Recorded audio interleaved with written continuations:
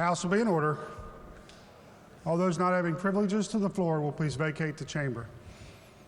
Members and guests will please rise as we're led in prayer today by the Reverend Marquita Hutchins. She is the guest of the gentleman from the 36th Delegate Row. To our sovereign Lord God, let us pray. Merciful and forgiving God, we give you thanks for this beautiful state you have given us.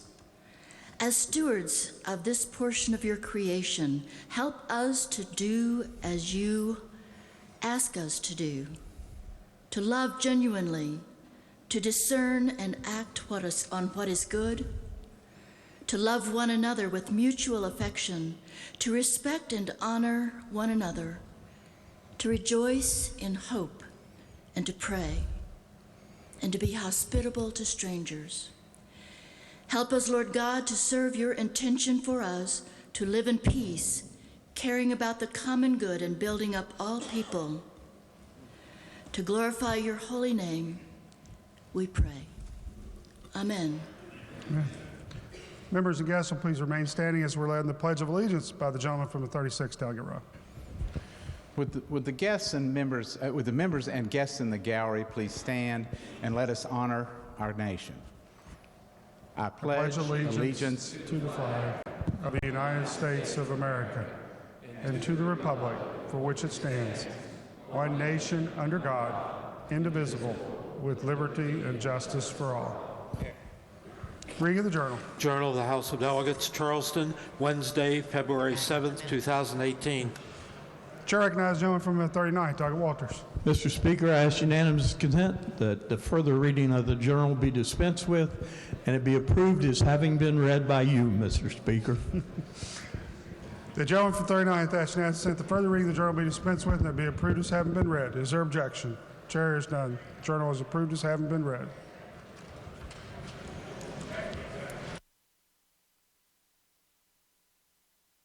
Gentleman from the 58th.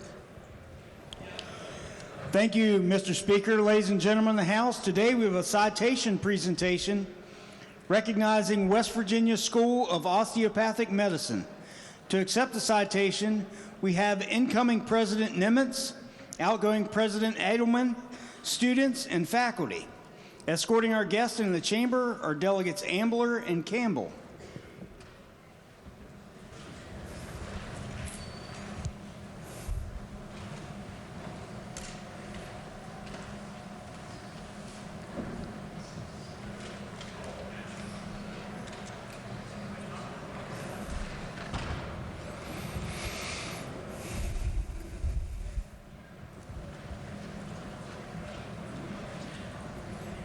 Clerk, please read the citation.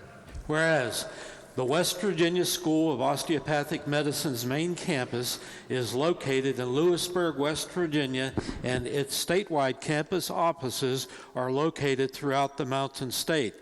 The mission of the West Virginia School of Osteopathic Medicine is to educate students from diverse backgrounds as lifelong learners in osteopathic medicine and complementary health-related programs, to support and develop graduate medical education training, to advance scientific knowledge through academic, clinical, and basic science research, and to promote patient-centered, evidence-based medicine.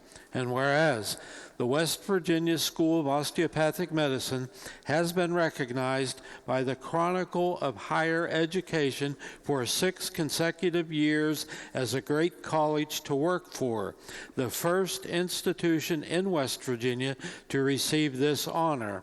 Graduates of the West Virginia School of Osteopathic Medicine practice medicine in 47 of West Virginia's 55 counties and in all 50 states and the District of Columbia. Therefore, the House of Delegates of the West Virginia Legislature hereby recognizes the West Virginia School of Osteopathic Medicine as a national leader in rural primary care medicine for excellence in medical education and for its many contributions to the state of West Virginia, and hereby directs that this citation be presented. Members would ease a moment while I greet our guests and present the citation.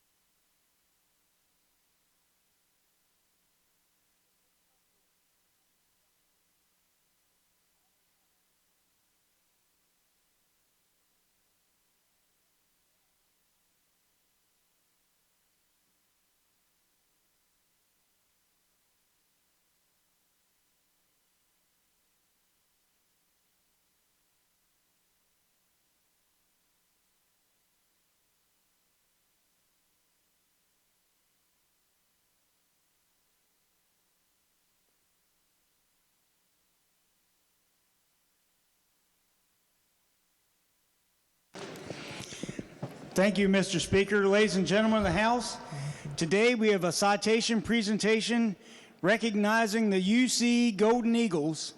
That's the University of Charleston National Champion Soccer Team. To accept the citation, we have the championship team and coaches.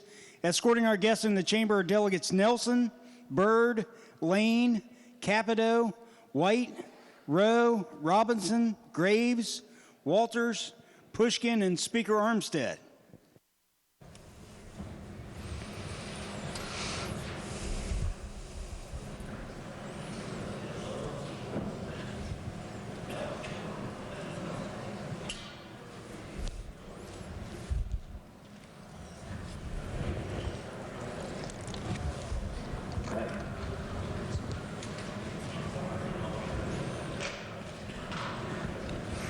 Clerk, please read the citation. Whereas on Saturday, December 2nd, 2017, at Swope Soccer Village in Kansas City, Missouri, University of Charleston Golden Eagles defeated Lynn University Fighting Knights 3-1 in penalty kicks to earn the 2017 NCAA Division II Men's Soccer National Championship. University of Charleston did not allow a goal in 5 minutes throughout the NCAA Division II Men's Soccer Championship, becoming just the second team to shut out every opponent in NCAA Division II Men's Soccer tournament history. The Golden Eagles held their opponents scoreless in 19 of 24 matches in 2017, with All-American goalkeeper Paolo Pita registering a program-best 16 shutouts. And whereas Charleston goalkeeper Paolo Pita was recognized as the 2017-18 NCAA Division II statistical champion for goals against average. Furthermore, University of Charleston as a team earned the 2017-18 Division II Men's Soccer Statistical Champion for goals against average and shutout percentage. That national championship comes in Dan Stratford's first season as head coach, following 3 seasons as an assistant with University of Charleston, where the Golden Eagles reached 3 consecutive NCAA Division II Men's Soccer National Final Fours and appeared in 2 national championship finals. Coach Stratford and his staff were named United Soccer Coaches National Staff of the Year after capturing the first national championship in any sport in Golden Eagle history. And whereas Thomas Vancayzil, a defender from Caen, France, became just the second athlete in Golden Eagle history to be named National Player of the Year after leading Charleston to the national championship, anchoring a defense that allowed just 8 goals in the 2017 season and trailed just twice in 24 matches. University of Charleston set a program mark by starting the 2017 campaign with 15 consecutive wins, cruising to their 4th straight Mountain East Conference regular season title and 4th straight NCAA Division II Men's Soccer Atlantic Region title, losing just 1 match all season on their way to a 21-1-2 record and the NCAA Division II Men's Soccer National Championship. And whereas University of Charleston All-Americans are Paolo Pita, Thomas Vancayzil, Patrick Weir, Will Roberts, Kieran Bywater, and Armando Tivic. The University of Charleston also was awarded the United Soccer Coaches NCAA Division II National Staff of the Year. Therefore, the House of Delegates of the West Virginia Legislature hereby congratulates and honors the University of Charleston men's soccer team and directs this citation be presented in their honor. Members will please be excused a moment while I greet our guests and present the citation.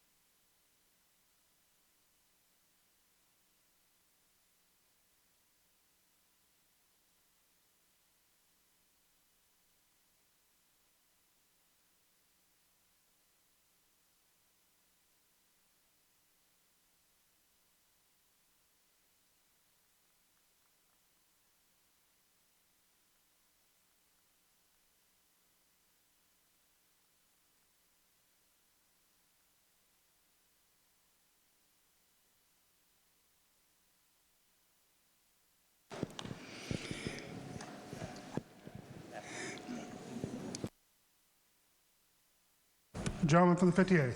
Thank you, Mr. Speaker. Additionally, ladies and gentlemen of the House, we have a citation presentation recognizing the retirement of University of Charleston President Dr. Welch. We have Dr. Welch, his wife, and administrators from the university here. The clerk, please read the citation. Whereas Dr. Edwin Welch, President of the University of Charleston since 1989, was a graduate of Western Maryland College, Boston University School of Theology, and Boston University Graduate School. His PhD is in social ethics, and he is an ordained minister of the United Methodist Church. And whereas Dr. Welch served in the executive office of the presidents from 1961 to 1971 in the administrations of Presidents Kennedy, Johnson, and Nixon. Dr. Welch taught first at West Virginia Wesleyan and was the provost at Wartburg College in Iowa before coming to the University of Charleston. And whereas Dr. Welch led the University of Charleston through a period of unprecedented fundraising, expansion of full-time student enrollment, redefining the institution's mission, transforming its academic program, adding graduate schools in pharmacy, physician's assistant, and business, constructing 7 of the 11 buildings on campus, and acquiring national recognition for University of Charleston's leadership in outcomes-based learning and student assessment. Dr. Welch led the creation of the Central Administrative Computing Corporation, which serves 8 colleges and universities in 4 states, and the expansion of the university into Beckley and Martinsburg, West Virginia, as well as into online education. And whereas Dr. Welch serves on many boards, including BB&T Corporate Board of Directors, Chairman of the Quality Committee for the Charleston Area Medical Center Health Systems, Association of Governing Boards Council of Presidents, West Virginia Financial Education Foundation Board, and BB&T West Virginia's Advisory Board. And whereas Dr. Welch will retire in June 2018 after 29 years of service to the University of Charleston. Therefore, the House of Delegates of the West Virginia Legislature hereby honors Dr. Edwin Welch and directs this citation be presented in his honor. Members will please be at ease a moment while I thank Dr. Welch for his service and present the citation.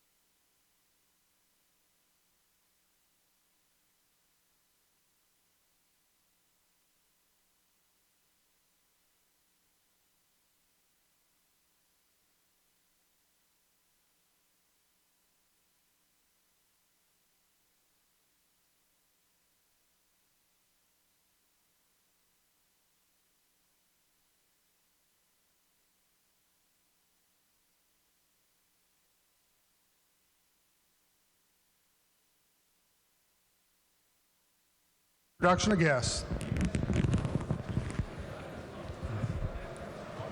The gentleman from the 10th, Doug Kelly. Thank you, Mr. Speaker. Would you join the Wood County delegation in honoring our firefighters from Parkersburg's Fire Department, Chief Jason Matthews, Carl Nestor, and Jody Ludwig. Please put your hands together and make these heroes of Wood County firefighters very welcome in our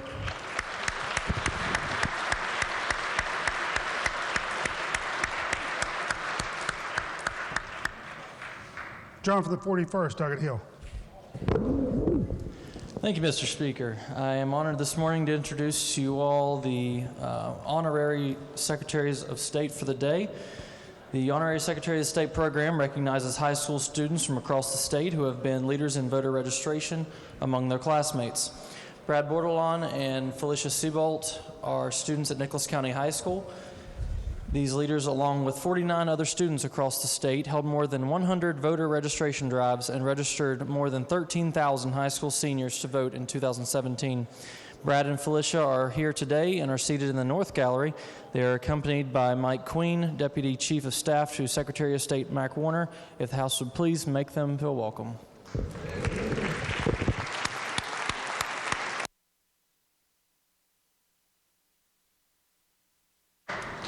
Lady from the 38th, Doggett Graves. Thank you, Mr. Speaker. We have a big group of Kanawha County students here today. They're from Capital City High. And if each one of you could stand when I say your name, that way we can welcome you all at the end and we'll know who you are. We have Zach Enott. Let's clap all at the end, otherwise we'll be here all day. Connor Reeves, Cora Dunlap, Claire Higgins, Micah Morris,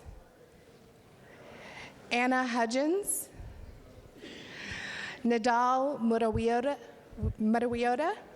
awesome, Annabelle Neal, Zaria James, Priscilla Richmond, Josiah Daniels, Audrey McMillan, Hunter Sears, Jill Manus,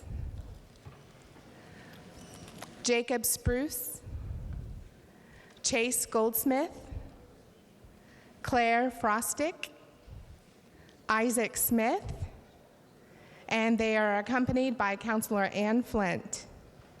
Thank you so much for being here. Please make them feel welcome.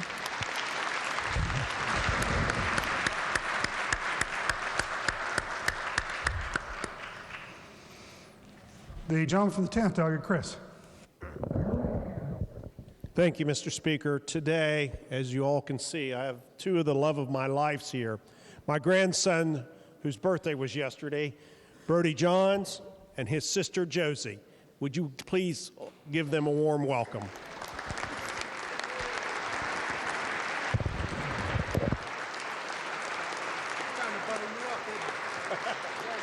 Yeah, they're going to pick the nursing home, so.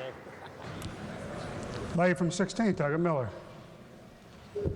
Thank you, Mr. Speaker. On behalf of the delegates from the 16th, 17th, 18th, and 22nd, we have members here from branches. We have Aaron Dunn, Rochelle Moses, and Shannon Petrie.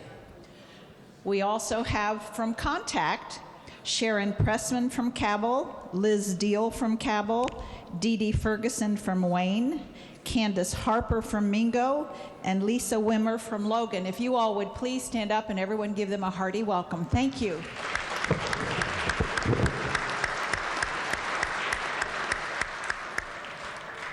John from 27th, Doggett Ellingson. Thank you, Mr. Speaker. On behalf of the Mercer County delegates, we have several members from the Princeton Fire Department here today. If they would rise when I call their names, we have the Fire Chief Chad Bailey, Captain Keith Gunno, and Lieutenant Charlie Croy. If they're here, let the House make them welcome. Thank you.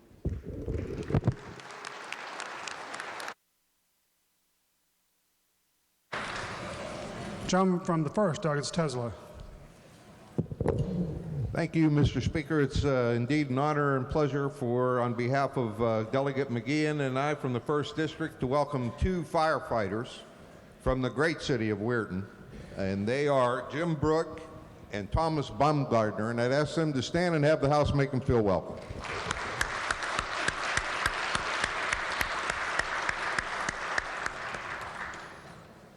John from 19th, Doggett Hicks. Thank you, Mr. Speaker.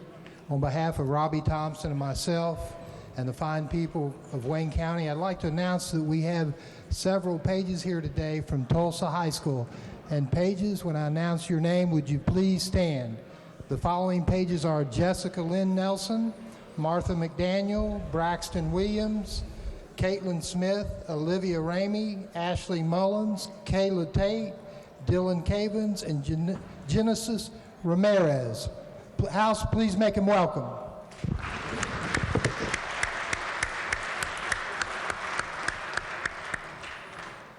John from the 9th, Doggett Holland.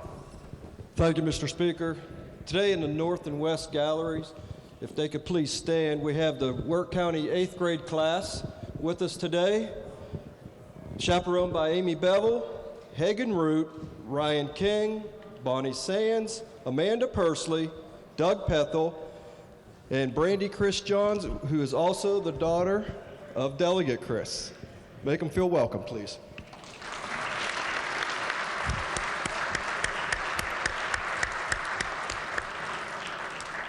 John from 24th, Doggett Phillips.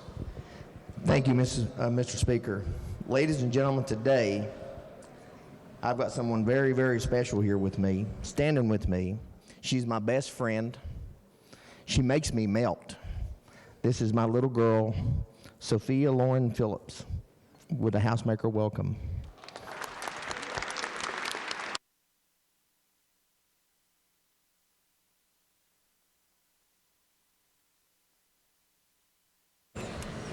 John from 36, Doggett Robinson. Thank you, Mr. Speaker. We have individuals from all over the state here today for the All Kinds Are Welcome Here Lobby Day, and I'd like for the House to stand and make them feel welcome.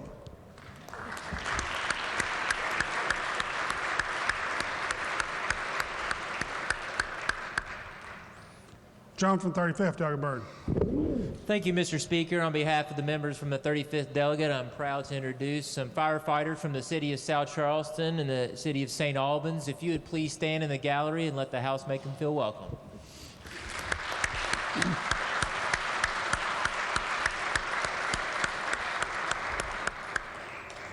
John from 19th, Doggett Thompson. Thank you, Mr. Speaker. In addition to the pages mentioned earlier from Tulsa High School, we have several others. So on behalf of myself and Delegate Hicks, I would like to introduce our pages Kristen Frazier, Megan Ellison, Alexis Spalding, Kenneth Sammons, Aiden Watts, Leah Blackburn, Cassandra Chapman, Alex Miller, Caleb Spry, and Ernest Braxton Cole. So please give them a round of applause.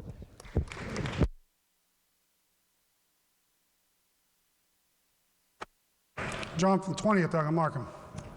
Thank you, Mr. Speaker. On behalf of myself and Delegate Dean, we want to welcome Sherry Hadfield and Madonna Shapiro. They're here with the Mingo County Coalition Against Domestic Violence, and if they would stand in the House, give them a warm welcome. Thank you, ladies.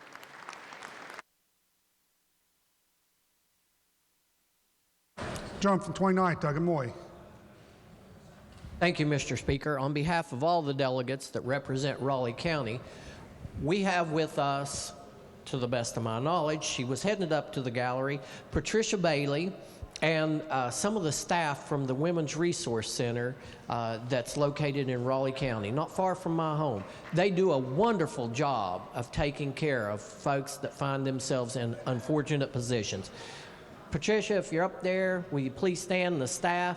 Okay, yes, I see you all. Will the House please make you welcome? Thank you.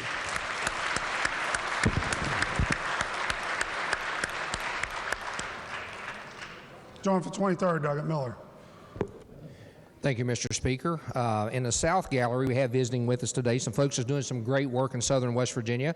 On behalf of the gentleman from the 22nd and 24th, representing the YWCA Resolve Family Abuse Center, would you please make welcome Brandy Reese and Josh Sapp? If you would please rise and be welcome.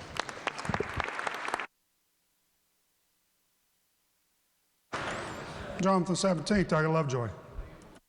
Thank you, Mr. Speaker. On behalf of the Cabell and Wayne delegations, it's my honor to introduce 4 of our heroes who are in the South Gallery. They're Huntington firefighters. They're also with Local 289. If they would stand, Ray Canifax, John Nicholas, Steve McCormick, and Chris Meller. House, please make these men feel welcome.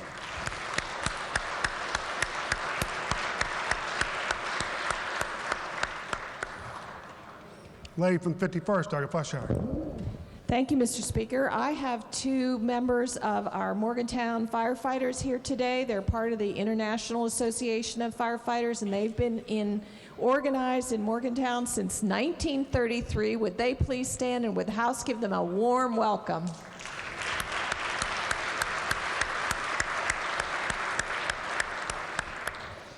John from 30th, Doug Bates. Thank you, Mr. Speaker. I've got a couple of local heroes as well in the rear gallery. I've got Lieutenant Rick Fisher and Lieutenant Chris Graham with the Beckley Fire Department there, and they're with Local 759. So if the House would make them feel welcome.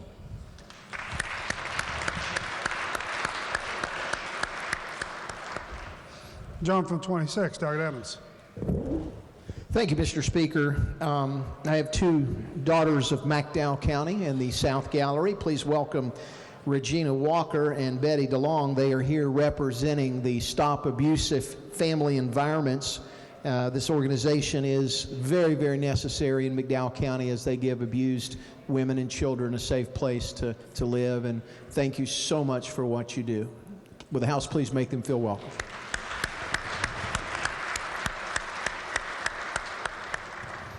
John from 32nd, Doug Love. Thank you, Mr. Speaker. I have the distinct honor of introducing 2 guests today. Seated in the South Gallery, we have a contingency of executives and employees representing the Commission on Aging. And would you please stand as I call your name? And this is also on behalf of the delegates from the 30th, the 28th, and the 29th. Mr. Jack Tanner, the Executive Director of the Raleigh County Commission on Aging. Also, Tammy Trent, the Assistant Director for the Raleigh County Commission on Aging. And from Summers County, Lynn Goins, the Administrative Director for the Commission of Aging.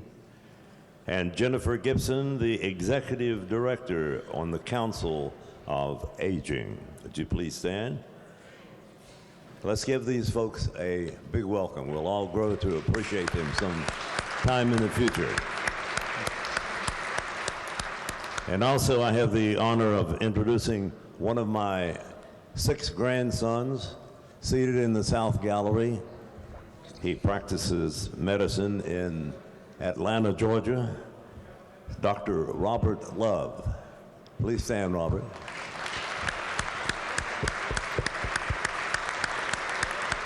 Thank you, Mr. Speaker. John from 61st, Doug Barrett. Thank you, Mr. Speaker. Joining us today from the Shenandoah Women's Center are Katie Spriggs, Nicole Rome, Megan Volk, Mandy Howe, and Taylor Bird. Would the House please make them welcome?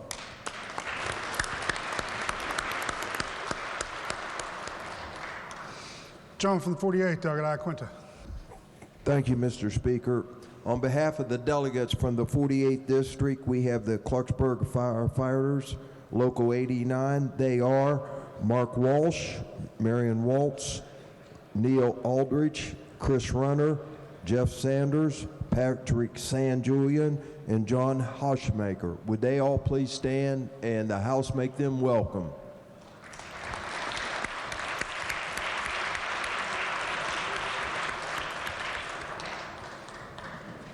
John from the 43rd, Doug Hartman. Thank you, Mr. Speaker. In the rear gallery, we have the staff from Elkins and Women's Aid in Crisis in Elkins. If they would stand, the House make them welcome.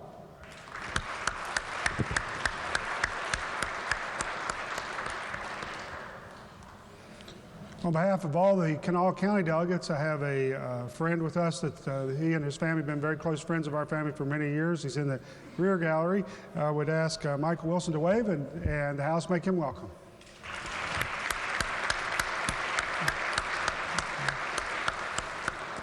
Further introductions. Lady from 16. Thank you, Mr. Speaker. I'm pleased to announce that, sponsored by the West Virginia Academy of Family Physicians and celebrating the 29th anniversary of the Doc of the Day program, our Doctor of the Day from out of Huntington is Andrew Ford. If you all would please make him welcome.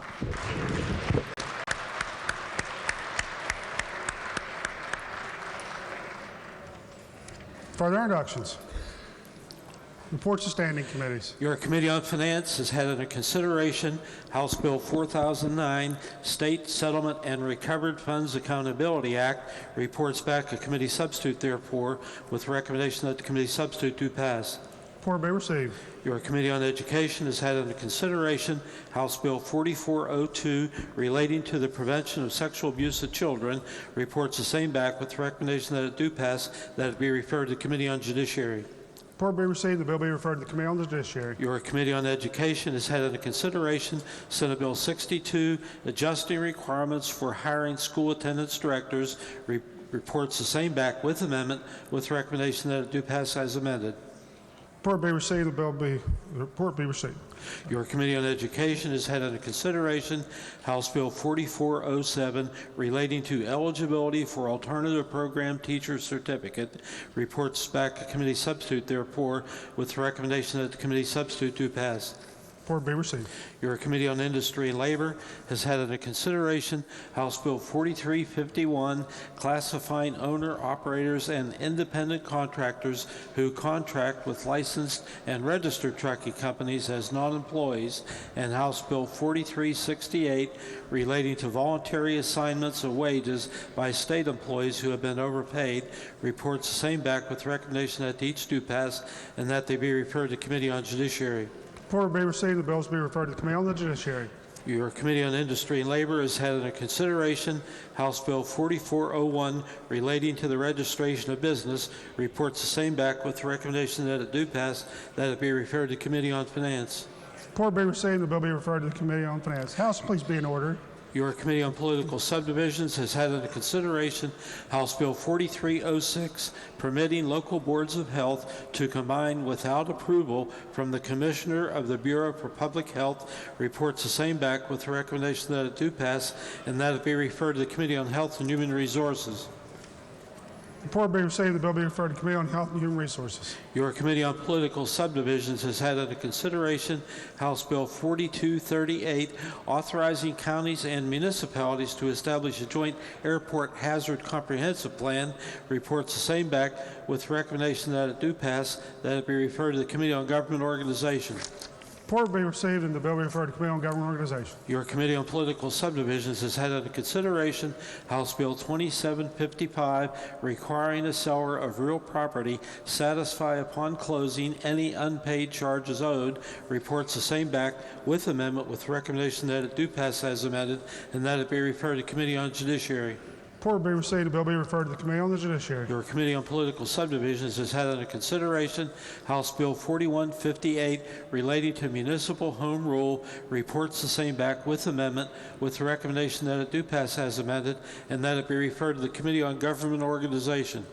Report be received. The bill be referred to the Committee on Government Organization. Your Committee on Judiciary has had under consideration House Bill 4422, permitting permanent endowment funds of cemeteries to invest their principal in certain government bonds and corporate bonds. Reports the same back with the recommendation that it do pass and that it be referred to Committee on Finance.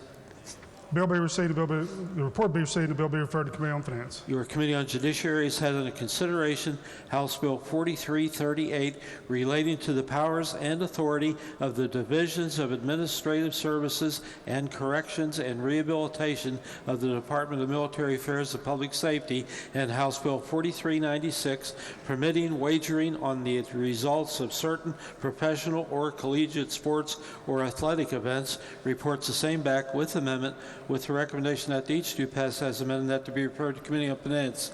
Report be received and the bills be referred to Committee on Finance. Your Committee on Finance has had under consideration Committee Substitute for Senate Bill 267, increasing salaries of certain state employees. Reports the same back with amendment, with recommendation that it do pass as amended.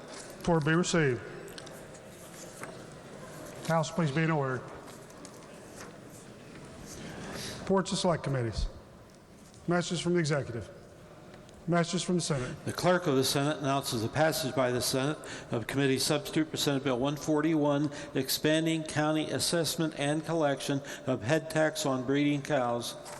Message will be received. The bill be referred to the Committee on Agriculture and Natural Resources and then to Finance. The Senate has passed Committee Substitute for Senate Bill 230, authorizing Department of Commerce promulgate legislative rules.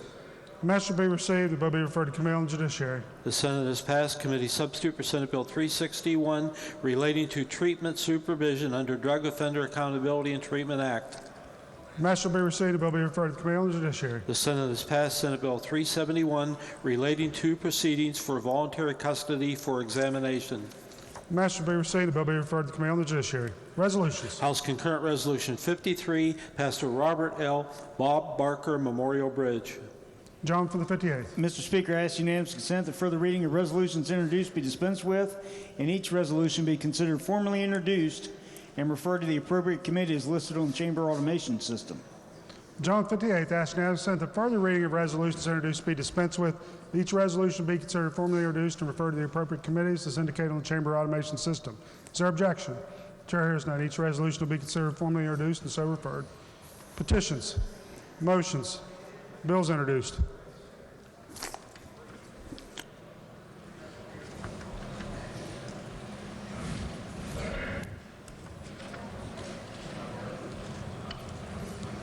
House Bill 4470, exempting all-terrain vehicles and utility terrain vehicles used as farm equipment from the sales tax.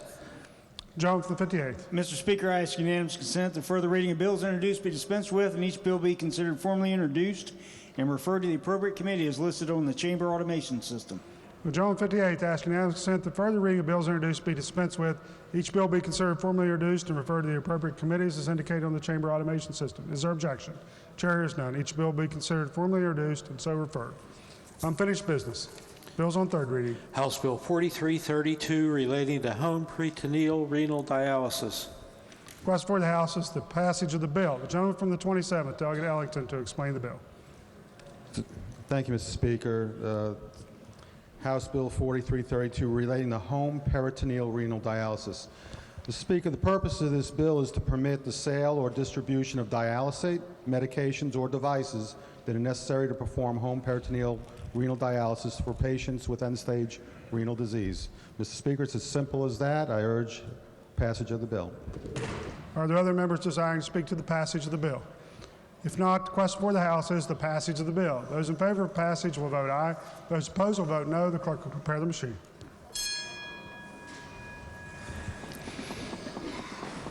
Has every member voted? If so, the clerk will close the machine and ascertain the result. On this question, 96 ayes, 0 nays, 3 members absent, not voting. The majority of members present having voted in the affirmative, I declare the bill passed. Clerk, please report the title. House Bill 4332. Are there amendments to the title? If not, the title is read by the clerk will be and remain the title of the bill. Clerk, please communicate the action of the House to the Senate and request concurrence therein. Further bills. Committee Substitute for House Bill 4350, eliminating the regulation of upholstery. Request for the House is the passage of the bill. Gentleman from the 56th, Delegate Howe, to explain the bill. Thank you, Mr. Speaker. The purpose of this bill is to eliminate the regulation of upholstery. The committee found that the regulation of bedding and upholstery by the state is duplicative of several federal regulations. Federal agencies that administer regulations associated with furniture and bedding include the Customs and Border Protection, the Consumer Product Safety Commission, the Environmental Protection Agency, the Federal Trade Commission, and the United States Department of Agriculture. Also, specific requirements exist at the federal level for children's furniture. In addition, U.S. Code Title 15, Chapter 47, Sections 2059 through 2089 describe the Consumer Product Safety Commission's authority with the purpose of protecting the public against unreasonable risk, injury, illness, and product-related deaths associated with consumer products. 16 CFR 1634, part of the Federal Code of Regulations, describes the standards for flammability of residential upholstered furniture under the Flammable Fabrics Act. Children furniture items are regulated by the Federal Consumer Product Safety Commission. That commission has established a lead content limits at 100 parts per million for most children's products, and we have established lower lead limits for paint and surface coatings on children's furniture. The American National Standard Institute is a non-governmental, non-profit organization that further coordinates activities of the standard development community in the United States, and the American Society for Testing and Materials standardize the test methods used nationally to determine product safety. Those standards are incorporated by a reference code of the federal regulations and are mandatory. The Environmental Protection Agency laws and regulations also govern the import and export requirements for materials which may pose a risk to human health and the environment. The EPA works with other federal agencies and foreign governments to ensure compliance with the laws governing material import and export.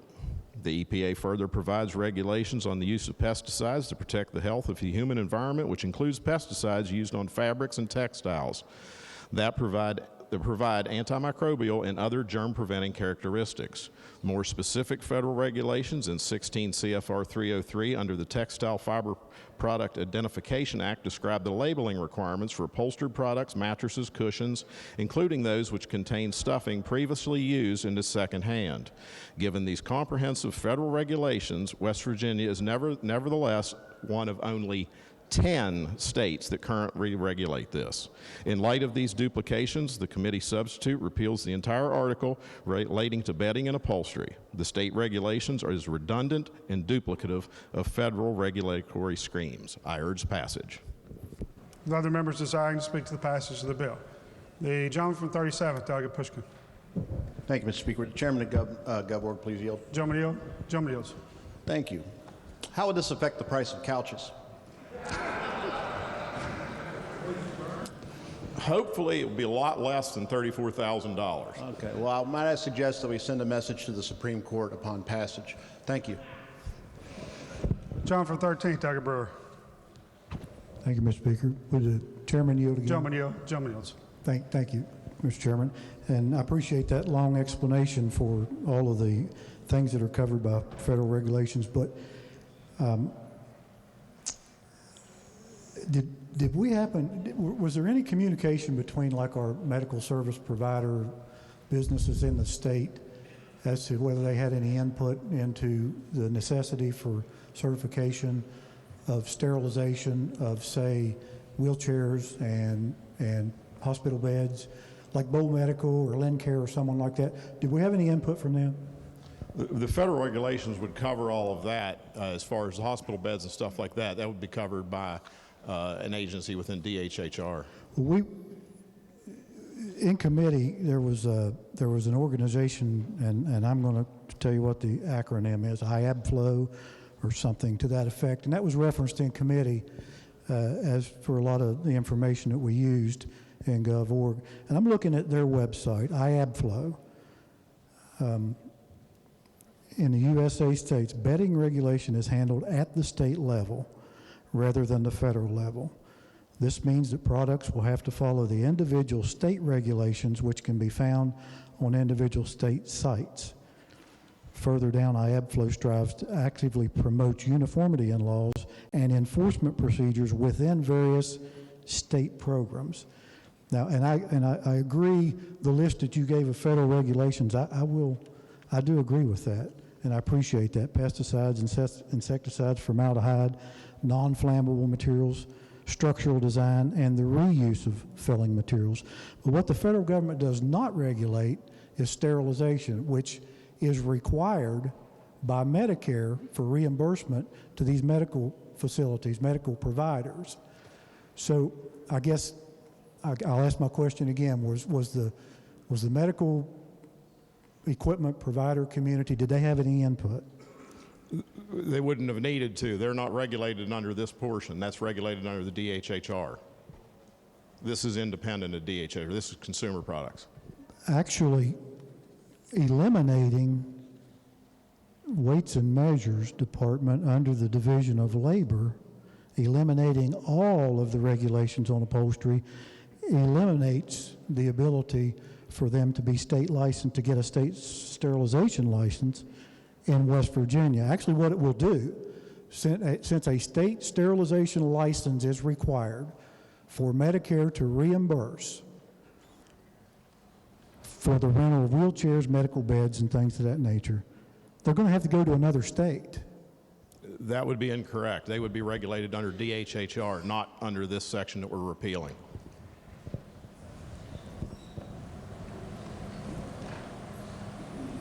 I have to disagree with that. I guess the only other thing I would want to add is you know, doing research on this. This was $513,000, just over $500,000 revenue to the state. 4,900 permits issued in West Virginia. 4,100 of them are from outside the country. So if you use the math, that's about $430,000 in revenue to the Division of Labor from outside the country. No harm at all to our folks. Only 150 of them were from within West Virginia, so 15,000 of that over $500,000 comes from West Virginia businesses. I just don't understand why we're giving away $500,000 of revenue to the Division of Labor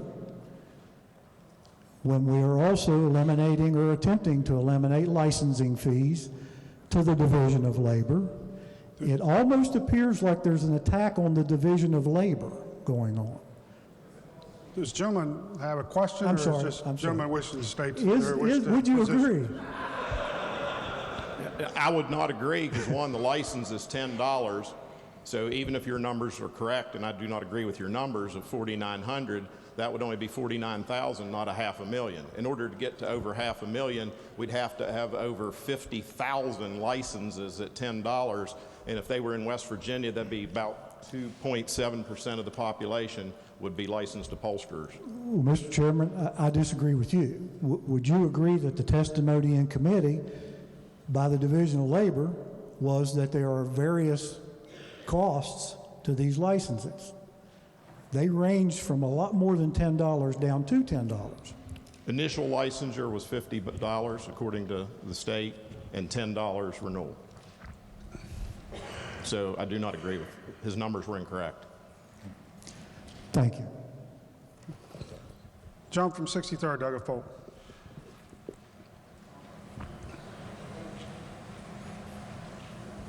There we go. Thank you, Mr. Speaker. Would the gentleman yield? Gentleman yield.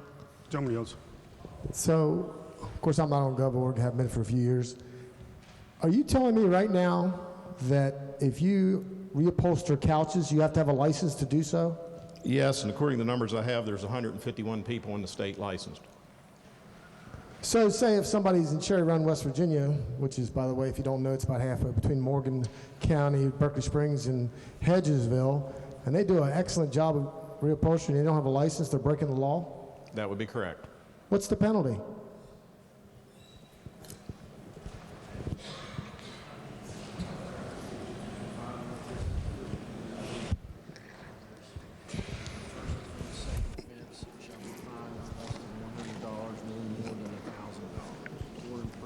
You don't know?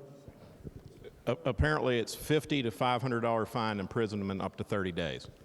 It's a $5,500 fine? 50 to 500. Oh, $50 to $500 fine, and imprisonment or up to 30 days. imprisonment up to 30 days. And there are some people paying this annual fee that live in the state? 151. So in essence, this is, since a fee is just another form of a tax, this is basically a tax cut bill. Would that be a fair statement? I think that would be a fair statement. Thank you. Mr. Speaker, I'd like to speak to the bill. John, may proceed. We get to vote on a tax cut here today. I'm all for voting for a tax cut, but more importantly, I don't want to say this too long because I hope this passes the Senate too, because if it doesn't, I know somebody that's really good at reupholstering things, and I know daggone well that they don't have a license to do so, but they do an excellent job. Matter of fact, I think she might have done something for me at one point in time. Matter of fact, I know she has. And she's not a criminal. She shouldn't go to jail for up to 30 days. I can't even believe some of this kind of stuff is even in the code or in the rules. You know, it's funny, we had that discharge motion by the gentleman from the 55th the other day, and some comments on social media because he wants to abolish it, and, you know, I have to be consistent. I want to abolish it too. But somebody, I think in response to some social media, said one thing's consistent from that we know from that vote is that Mike Folk is not afraid of abolishing things in the government. There's very few things that he wouldn't want to abolish. But this is pretty clear that it's common sense that it shouldn't exist. If there's 150 people licensed, how many hundreds of people are doing this in the state and unknowingly are breaking the law? You know, I cannot believe we're going to have such a long debate on such a simple issue. Thank you. Gentleman from the 4th, Doug Farrow. Thank you, Mr. Speaker. Would the chairman yield, please? Gentleman yields. Mr. Chairman, when you're talking about this, what products are you actually talking about with regard to the upholstery industry that's coming in? Are there things like bedding and pillows and couches and bedding and things like that? That's all under the federal regulation, yes. Okay. With this particular bill, does that mean that they have to remove the tags that tell where these things come from and what is contained in these particular products? No, they do not. That's all covered. Those tags are all under federal regulation. Again, I've heard you say that, and I have a tendency to disagree with that as well. Would this present well, let me ask you this. Have you spoken to anyone in the medical community, any doctors, any nurses, any firemen, to see whether these things are fire retardant or whether they contain anything that would cause allergies or cause people to break out?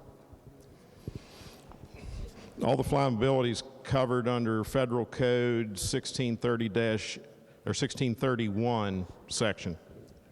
I asked, though, have you spoken, before you introduced this bill, or this bill was introduced, did you speak to anyone in the medical community to find out whether this actually would be a consumer safety protection thing or whether it would go against consumer protection? The consumer protection is all covered under the federal regulations.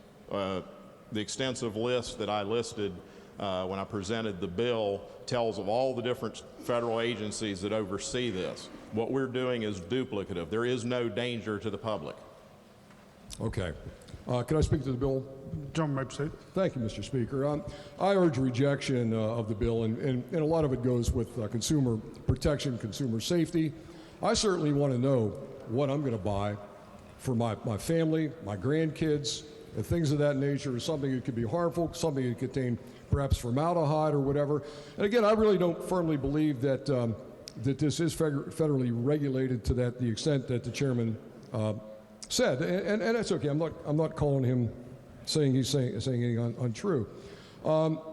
We did hear that the state is going to lose $513,000 in this, which was disputed by the chairman. And if that is the case, that we are losing that, we have a PEIA crisis. Are we giving money away now? I mean, if we're giving it away, and not $513,000 is not going to cure the crisis, but it certainly would help, because we heard last year where taking $150,000 out of a certain agency in a crisis would help. So now we're giving away surplus money. So again, I just think that with everything said today, with my colleague here from the 13th, and maybe others on the committee, that we should reject this particular bill. Thank you. Would other members desiring to speak to the passage of the bill before I recognize the gentleman from the 56th close? The lady from the 18th, Thank you, Mr. Speaker. Occupational licensing is the practice of requiring workers to obtain government permission to work in certain professions. And when it comes to professions that either protect the public or, from physical harm or from financial risk. We have professions that are licensed like doctors, lawyers, accountants, different people that they have a position of trust, and you expect them to be licensed to protect the public. But who does licensing hurt? Licensing hurts low-income individuals. Participation in public assistance programs has increased in recent years, and this takes away their ability to be an entrepreneur. Military families that have to have licenses usually are non-transferable between states. Those with criminal records. Nearly 70 million people living in the United States, or 1/3 of adults, have a criminal record. And over 600,000 people are released from incarceration each year. Having a job is the #1 predictor of how likely these people are to reoffend. And furthermore, the sooner a newly released person finds a job, the less likely he or she is going to reoffend. Unfortunately, occupational licensing laws and regulations ban many lines of work from those with criminal records. And it also impedes aspiring entrepreneurs. Occupational licensing also serves as a barrier to entrepreneurship in hundreds of professions, with low-income individuals being susceptible to such impediments. To have a licensing to upholster furniture, I just find, that's an impediment. And if there's protections at the federal level and in other parts of state regulation, I don't see anything wrong with eliminating this. It's the people that pay the fees, it's the employees that pay those, and I don't think that this is necessary to continue if it's a duplicative process. Thank you. Further members desiring to speak to the passage of the bill? Gentleman from the 56th, Delegate Howell, wish to close. Thank you, Mr. Speaker. As my colleagues have said, this bill really is common sense. We're one of only 10 states that even have this license. The federal regulations are absolutely extensive on these products. We're duplicating services. We're putting an additional burden on the 151 licensees in the state.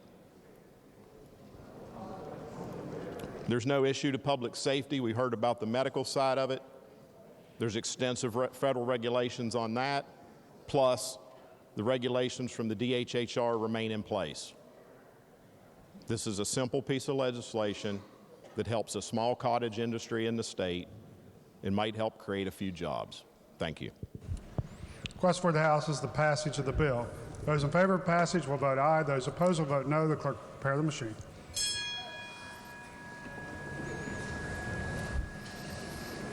Has every member voted? If so, the clerk will close the machine and ascertain the result. On this question, 65 ayes, 31 nays, 3 members absent, not voting. Majority of members present having voted in the affirmative, I declare the bill passed. Clerk, please report the title. Committee substitute for House Bill 4350. Are there amendments to the title? Not the title as read by the clerk will be and remain the title of the bill. Clerk, please communicate the action of the House to the Senate and request concurrence therein. Bills on second reading. Committee substitute for House Bill 4023 relating to the regulation of dialysis technicians. Are there amendments? Not the bill be engrossed and advanced to third reading. House Bill 4025 permitting reciprocity for licensure as a pharmacy technician. Are there amendments? If not, the bill be engrossed and advanced to third reading. Committee substitute for House Bill 4186 relating generally to guaranteed asset protection waivers. Are there amendments? If not, the bill be engrossed and advanced to third reading. Committee substitute for House Bill 4236 requiring agencies to provide an annual inventory of real property holdings to the Real Estate Division. Are there amendments? If not, the bill be engrossed and advanced to third reading. Committee substitute for House Bill 4276 allowing magistrates to grant work release privileges. Are there amendments? If not, the bill be engrossed and advanced to third reading. House Bill 4410 removing the requirement that the state auditor receive copies of the limited video lottery bids. Are there amendments? If not, the bill be engrossed and advanced to third reading. Bills on first reading. Committee substitute for House Bill 2841 requiring board members to have attended a board meeting in order to be compensated for the meeting. Bill be advanced. Committee substitute for House Bill 4142 providing certain employees of the Division of Corrections, Division of Juvenile Services, and West Virginia Regional Jail and Correctional Facility Authority a salary adjustment.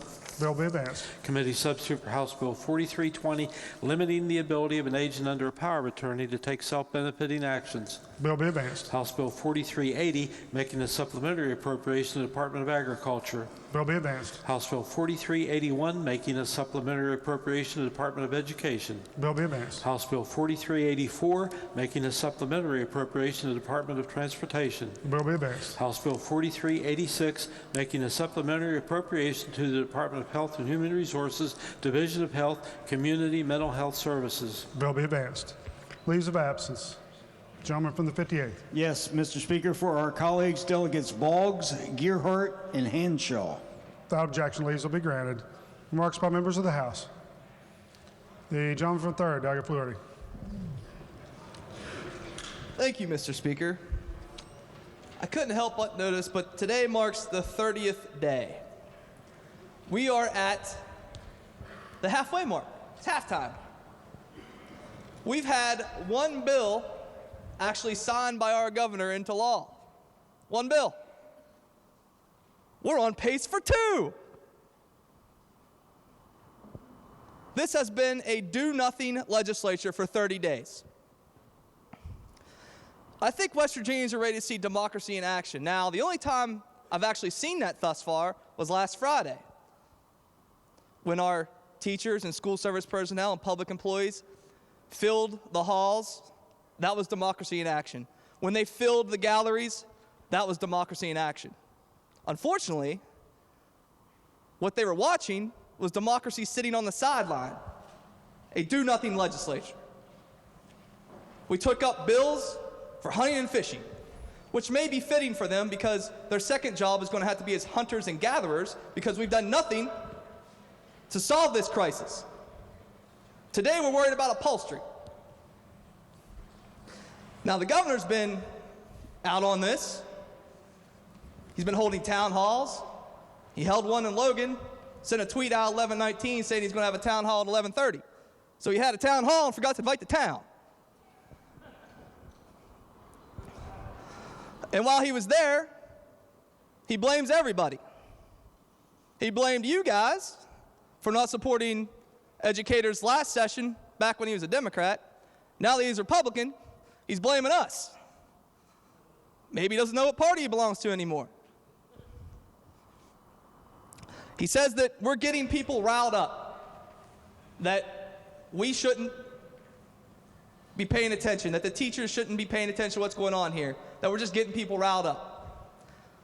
Let's be clear who's getting people riled up. The governor himself is getting everybody riled up. He stood in front of us right there, and he said West Virginia's doing great, that he just swooped in and solved all our problems, that we have money now. And then he said, you get 1%. West Virginians are tired of 1%ers dangling out 1%. Tired of it. We don't have money for teachers, but we have money for tourists.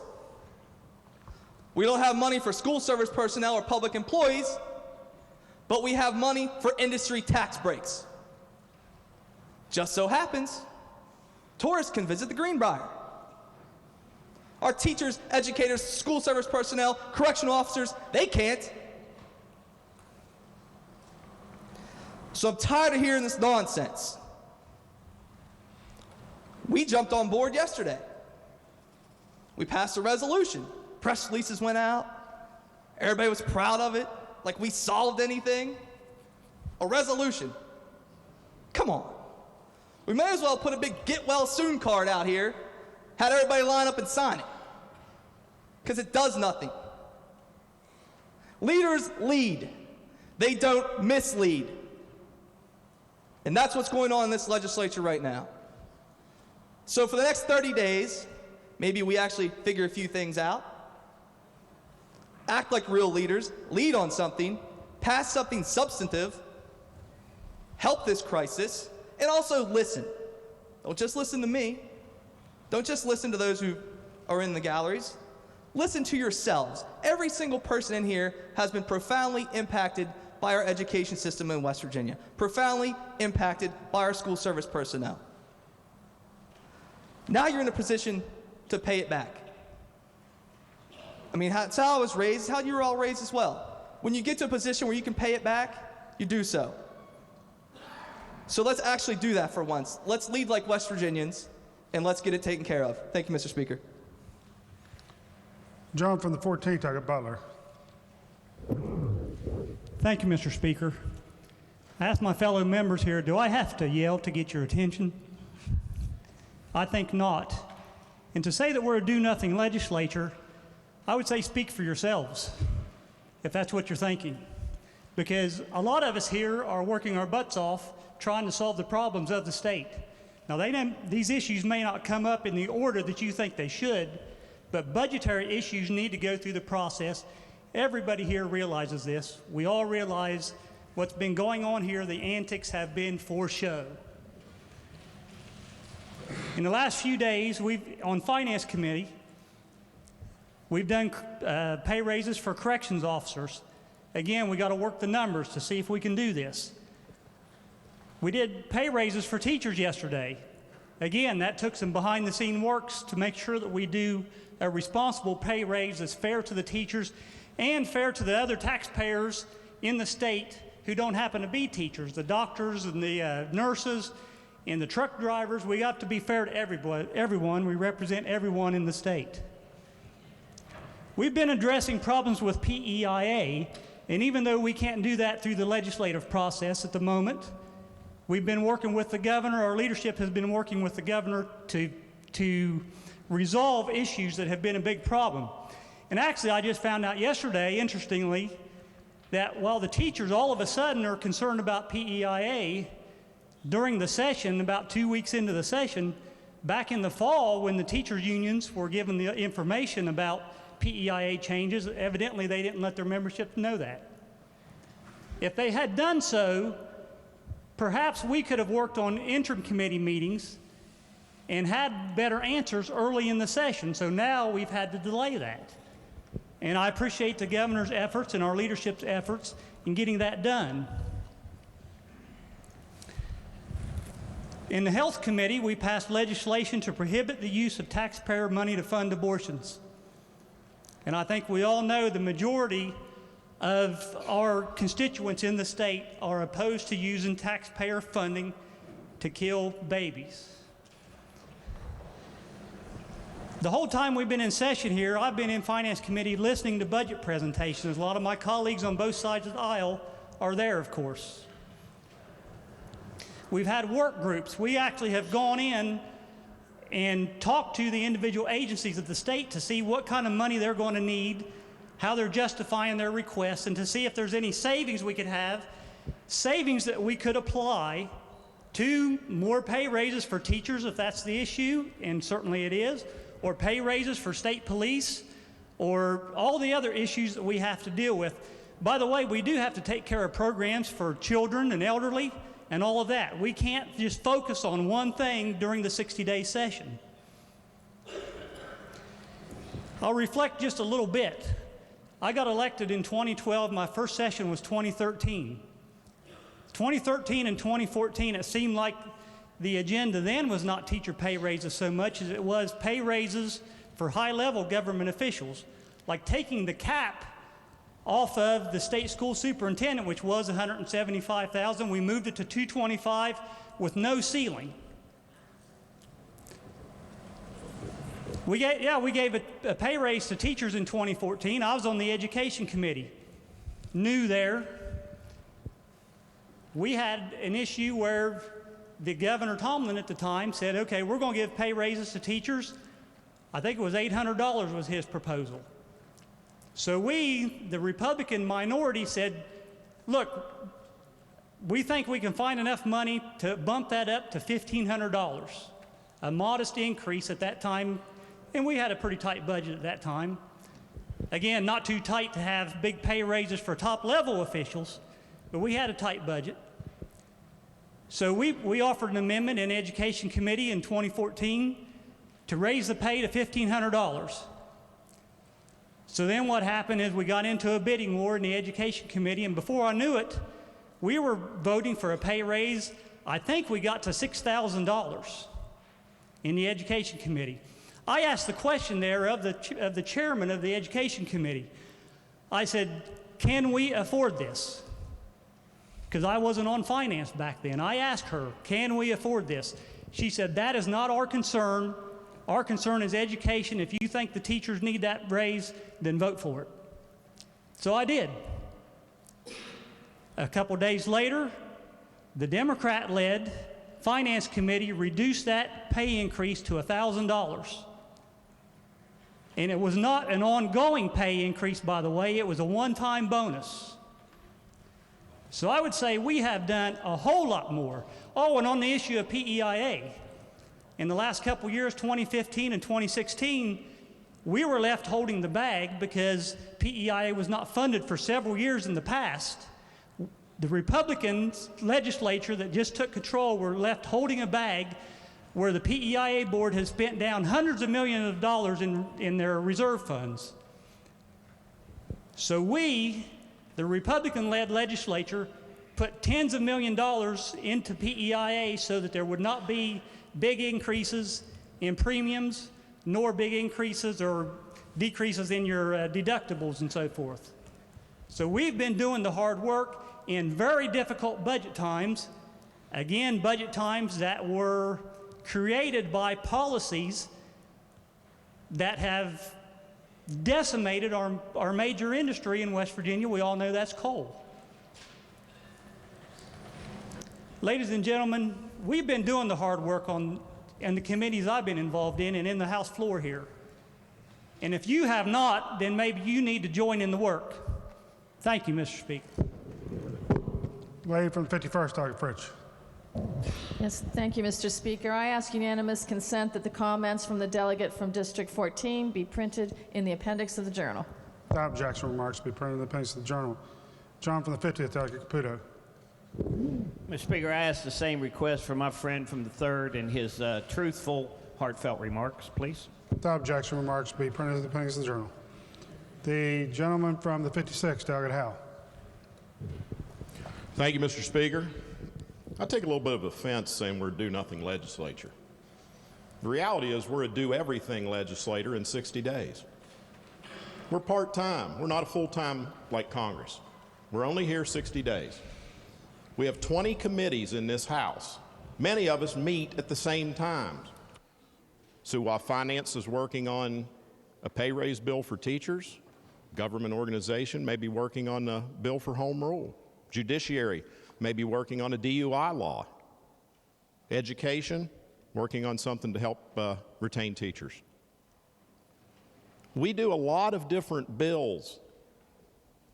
Bills are not always caucus bills on our side. They were never always caucus bills on your side. A lot of these bills come from our individual constituents that we represent. And to indicate that something a constituent finds very important to them and their local community is a bit disingenuous. Every bill that comes through this body is important to someone. As I said, we're not a do-nothing legislature. We're a do-everything legislature in 60 days. Thank you. John from 16th, Delegate Hornbuckle. Thank you, Mr. Speaker. I rise today to not have any antics or theater, but I'm a little bit riled up too right now. Yesterday, had a group of teachers from Milton Elementary, a couple other ones from Charleston. And they were up here. They came really, really fast after school. One of them even brought their child as quick as they could. And they had scheduled meetings with legislators. Scheduled meeting with legislators. I met them at the office where it was supposed to be held. No legislators, nowhere to be found. Now that's disrespectful. Those are antics that we're not going to do in this body. This issue is so big right now. And for somebody, several people, just to blow them off, That's crazy. That's crazy. Now, I can also tell you that the gentlemen from the 23rd and the 30th, they joined me for that meeting because I wasn't even scheduled to have it with them. But I made sure that they had somebody to answer their questions and to stand by them during this tough time. Now, I also know that, and there's nothing wrong with it, because I'm glad that people have what they have. And I will one day have those things to be able to pass on to my family. But I can also tell you that myself and the gentleman from the 3rd, we grew up, unlike many of you in this body, very, very, very humble beginnings. Didn't have much. And just like some of these teachers, what they're going through today, I understand very, very well the sacrifices and the juggling that they're doing. Being sold a bill of goods. That's why they talk, because of the benefit package and the promise that they could give all of our kids for tomorrow. It wasn't very long ago, it was probably about 7 or 6 years ago, and I was coming out of a graduate program, and I was tasked with a big decision, whether to take a good bit of guaranteed money or to go for a commission job. And I had a guy that, like what our teachers have been done, a guy sold me a bill of goods about 7 years ago.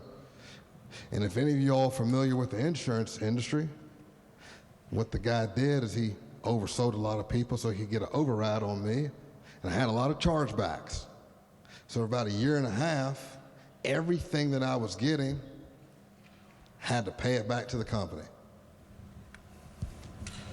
And I remember vividly traveling in Huntington on 9th Avenue, about to cross Hal Greer by Papa John's, when the landlord called me. Sean, just want to see what's going on. You're about 2.5 months behind on rent. And I sat there and cried at that red light with my son in the back seat. I sat there and cried at that red light with my son in the back seat. And I told him, I'm sorry, I will do whatever I can to get that to you. And I told my son that you'll never ever be in this situation again. And I don't care how many jobs I've got to get us through this rough time. That's what I'm going to do. See, it's those types of things. When you understand what it's like to have to pick that light bill or the rent, that's what a lot of them are going through right now. And I'm not blaming anybody in here, because I know yelling at you or you gets nothing done. But you got to be able to feel that, to know that, what we're all in this for. And it is about priorities. Those teachers yesterday, most of them, politically speaking, were on the other side of the aisle. But we didn't care. What they told us, gentlemen from the 30th and the 23rd, just get the money. Cut out corporate welfare, the tax breaks for the rich. That's what these people from the other side of the aisle told us.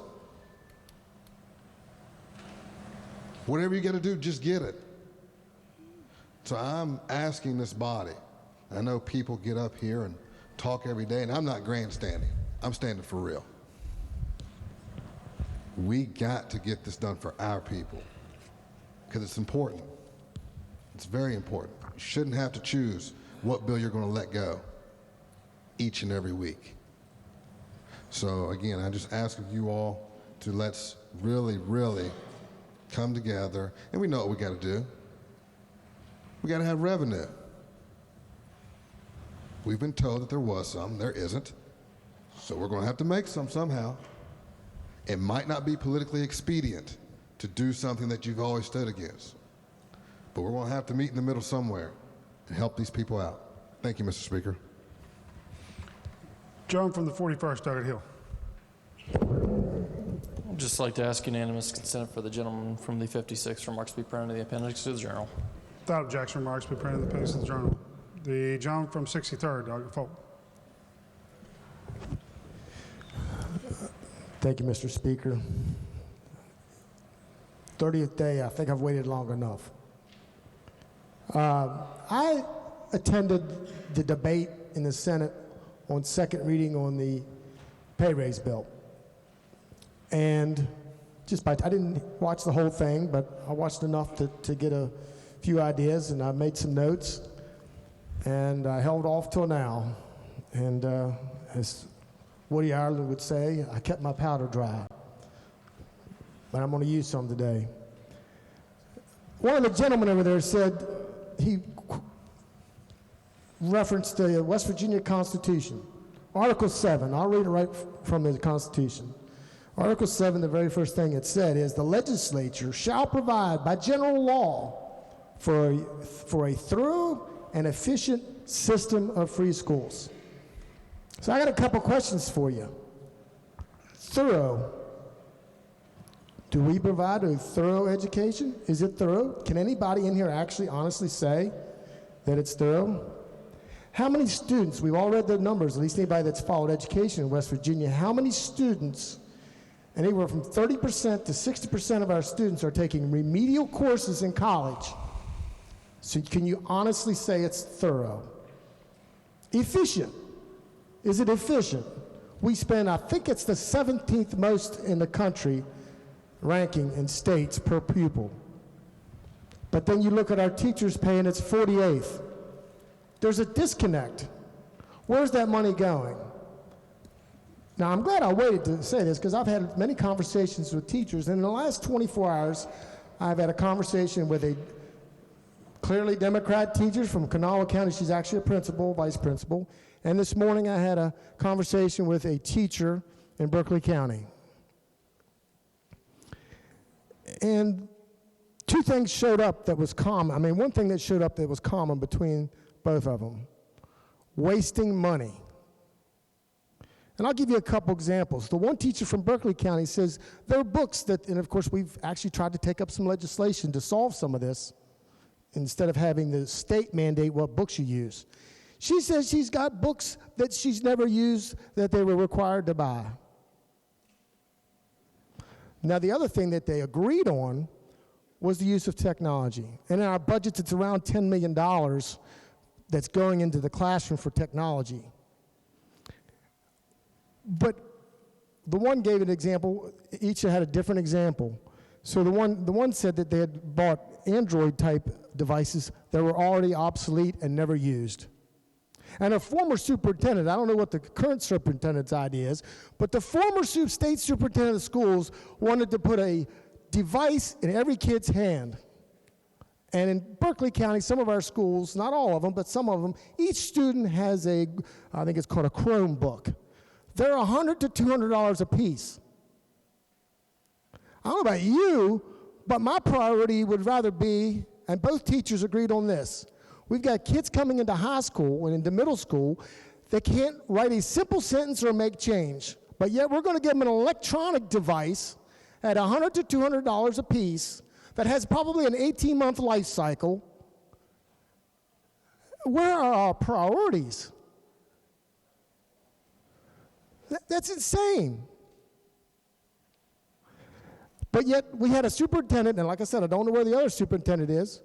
I do know that our current superintendent, sorry, he's probably not going to like what I say, but he was the founder, one of the people, he was actually the head of the Superintendent's Association in the whole country when Common Core came to West Virginia. Guess where he left when he left West Virginia? Guess where he went? Does anybody know? He actually signed a contract while he still was here and served his last month. He went to a book publisher. And the one thing that I've talked about in these teachers, and it's a common theme, there are certain subjects you really don't need to change the books every 4 or 5 years. Math hasn't changed. Basic math, K through 12, has not changed in basically 100 years. But yet we waste money on things that are irrelevant to kids learning how to read and write. Now, maybe the reason we haven't done anything in this body is we spent so much time demagoguing PEIA. Now, if you look in the private sector, believe it or not, PEIA is a pretty daggone good deal. I had this conversation with the gentleman right over there against the wall. Right there. He's on his phone right now. that, you better watch where you go on this, because the private sector has gotten hammered increased healthcare costs. Their premiums, their deductibles, their copays have at least doubled. Now, I have a great deal of sympathy for the public employees because they haven't gotten a raise like some of these people in the private sector have, including me. I've gotten raises. But let's talk about the PEIA. Since everybody wants to make the PEIA board out to be the person that's the bad guy, I just got on their website last night. 4 independents on the board, 3 Democrats, 1 Republican, and then the chairman's appointed by the governor. And at the time, all of these were appointed, I believe they were appointed by a Democrat governor. The majority of them, I believe, were appointed by a Democrat governor. So, don't be a Johnny-come-lately saying you want to abolish something. When you're in a majority, you didn't want to do it. And as the gentleman, I believe, from the 14th here said, I got that right, Jim? The gentleman from the 14th said, and I know this for a fact because I was in the legislature, we came in together. They spent down the reserves. They didn't put any money in. They spent them down. And in fact, the last year that you all were in control, the budget that was passed and signed, I think it was line item vetoed a little bit, but what was ultimately became law took over $100 million from the rainy day fund. And I know now, I think I've got enough respect from the other side of the aisle that I call a spade, and it don't matter if you're a D or an R. So now I'm going to come over on what I witnessed last week. The other side of the aisle last week was saying we can't find the money for the raises, for the increased raises. Well, the gentleman from the first, who I don't know where he went, and the gentleman from the 27th said during the early part of the session where we could get the money. We're going to do a 3- to 4-fold increase right now in the development offices, $10 million to about $45 million.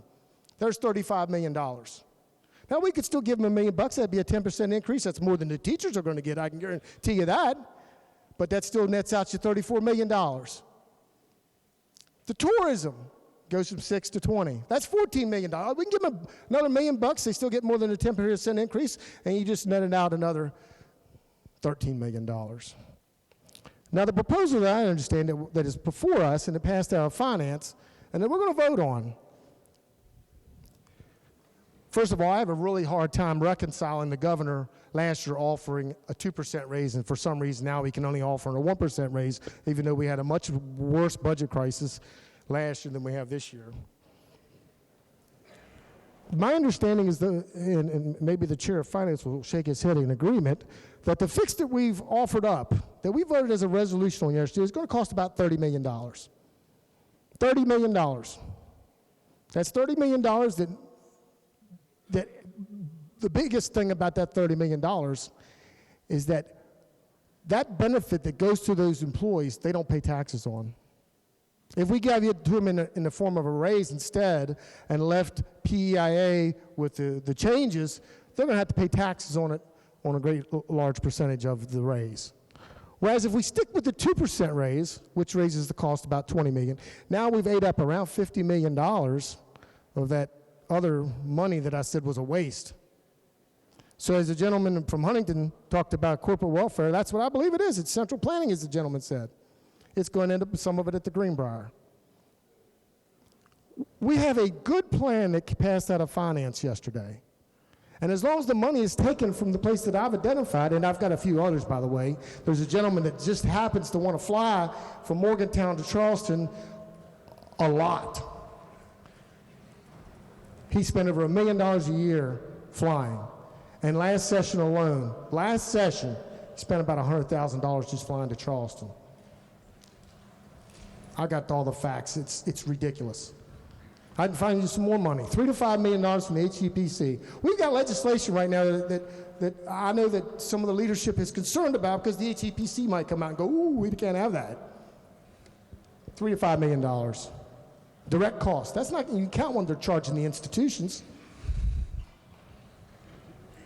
And I know, obviously, there's some receptiveness to that from our four-year schools because we passed an amendment to include Shepherd in the HCPC bill last year. And by the time I got over to judiciary, I'm sure the gentleman, the chair of education, will shake his head that every school wanted out. Every school came, every four-year school wanted out. There's $3 to $5 million. I can go on. You want me to keep going? We can get this raised up to 3% if you really want to.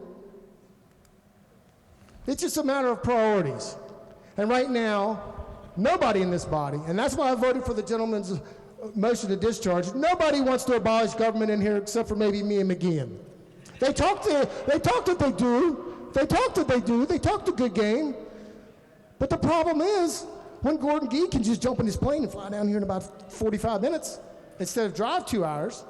2 hours. It's 150 miles, and most of the speed limit is 70 miles an hour. He doesn't even have to drive. He's got enough. He could make his lobbyists drive him.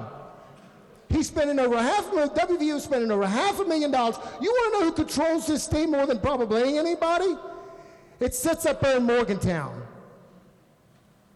Because every one of your four-year institutions, every one of them besides WVU, loses because of the political money they spend down here in Charleston.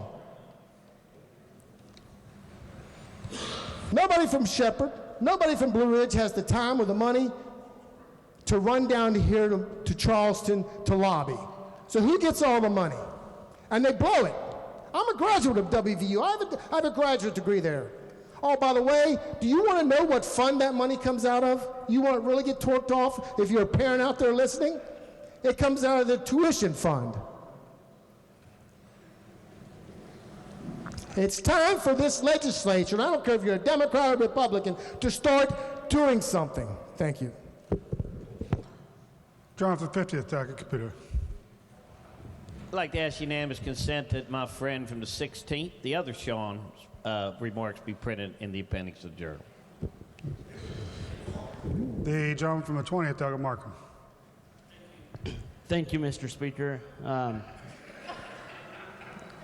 Oh, I'm sorry. It's very... You're just so quiet. I didn't realize.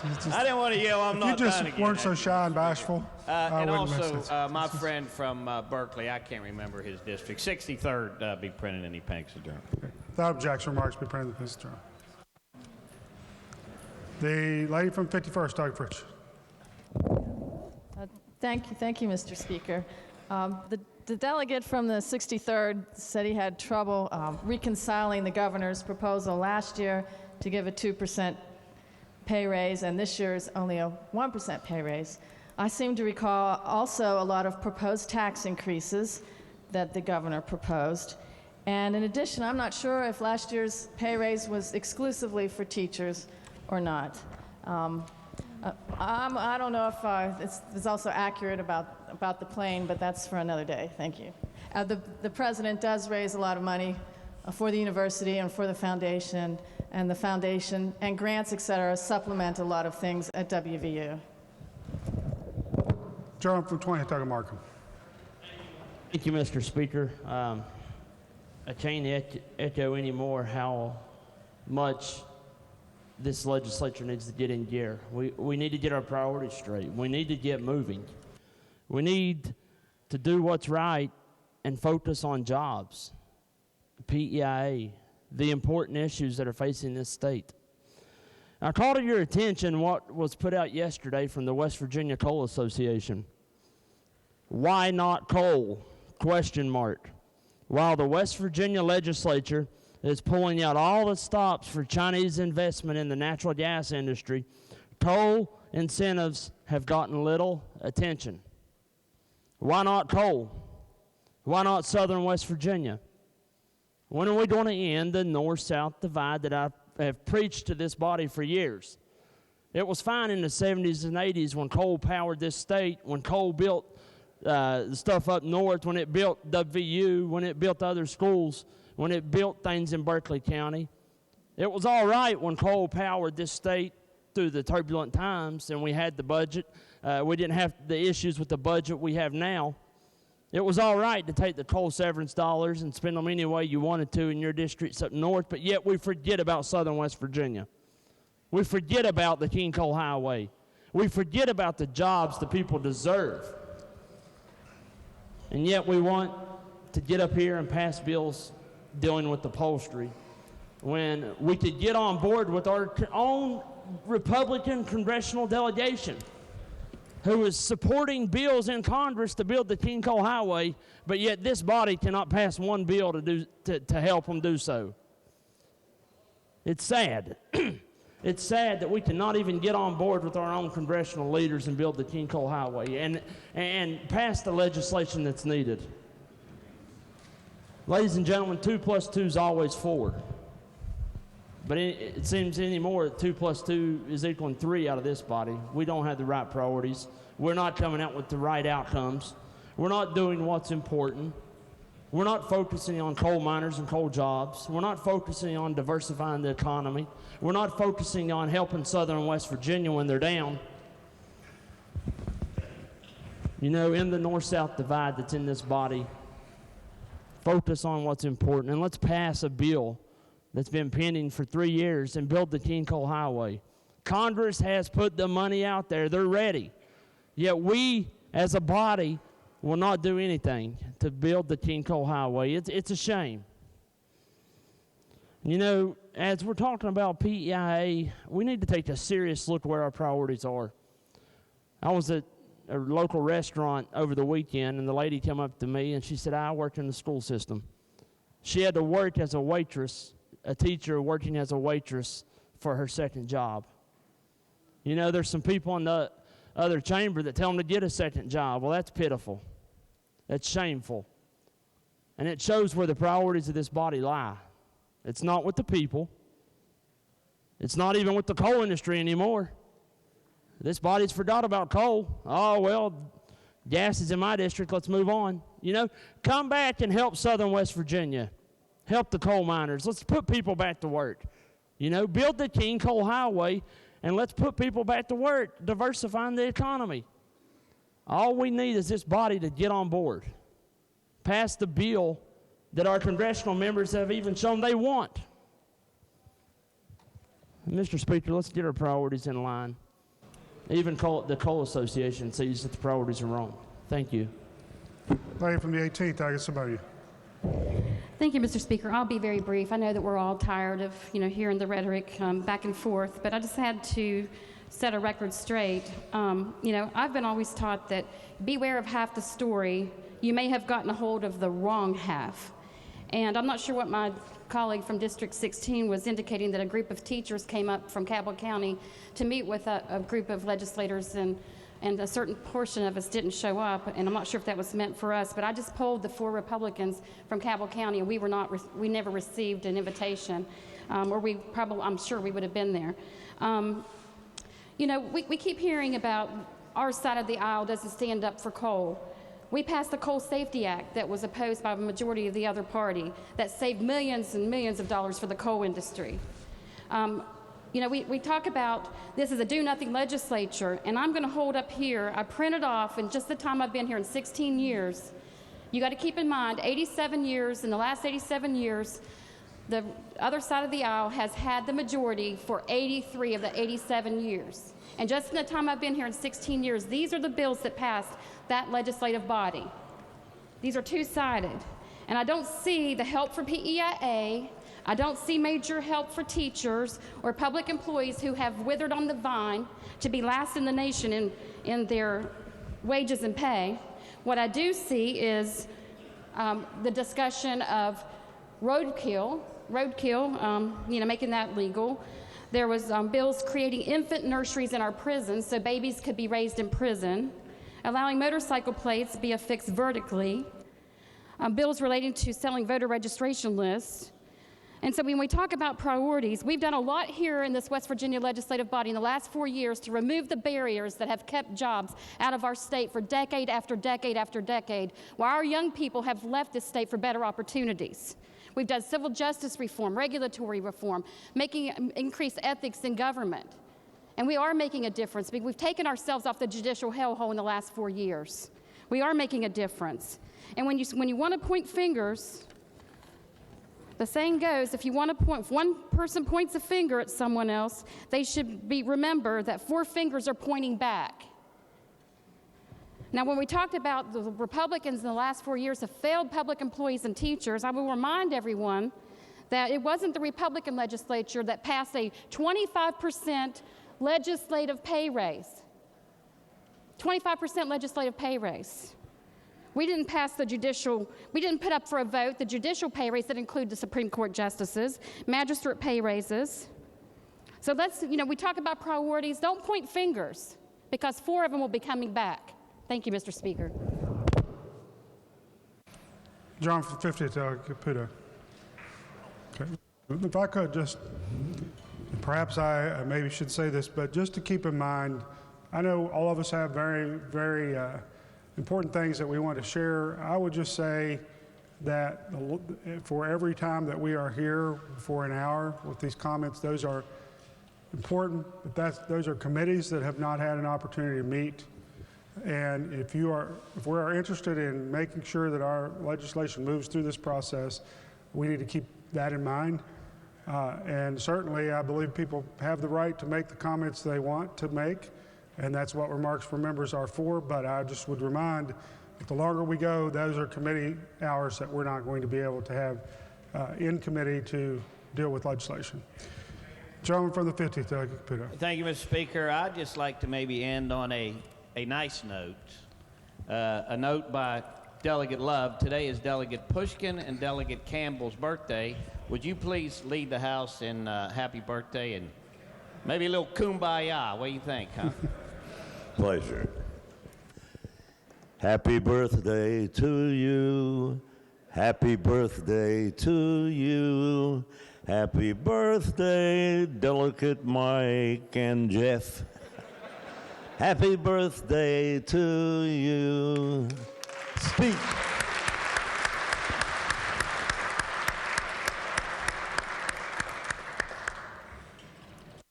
Further remarks?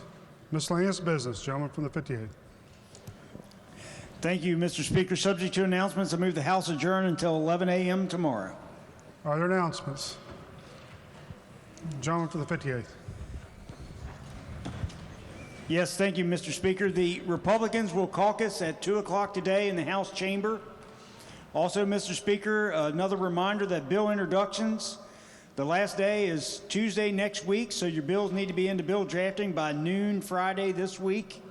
And rules will meet tomorrow morning at 10:45 a.m. Rules, 10:45 a.m. tomorrow. John from 64, Target Household. Thank you, Mr. Speaker. The Committee on Finance will meet tomorrow, February 9th at 8:30 for a budget hearing by the Public Service Commission, and the committee will consider legislation following the budget hearing, and the agenda will be posted. John from 27th, Target Shot. Thank you, Mr. Speaker. First, an inquiry of the availability of the chamber for a public hearing on this coming Monday, February 12th at 8:30 a.m. Chamber is available. To the members, 2 public hearing announcements. The first one will be tomorrow. We've already announced that a couple times. It'll be tomorrow, February 9th, 8:30 here in the chamber regarding House Bill 4268, the Co-Tenancy Modernization and Majority Protection Act. Second public hearing will be this coming Monday. That'll be February 12th at 8:30 here in the chamber. House Bill 4001 relating to eligibility for fraud requirements for public assistance. And finally, to the members of the Judiciary Committee, we will meet tomorrow at 9:15 following the public hearing, and the agenda will be posted. Thank you, Mr. Speaker. The lady from the 49th, Target Summers. Thank you, Mr. Speaker. Your Committee on Health and Human Resources have a time change. We will meet at 4 o'clock today in room 215E. The Republican members will caucus at 2:30 in the chairman's office or as soon after as the main caucus is over. Thank you. John from the 51st, Target Statler.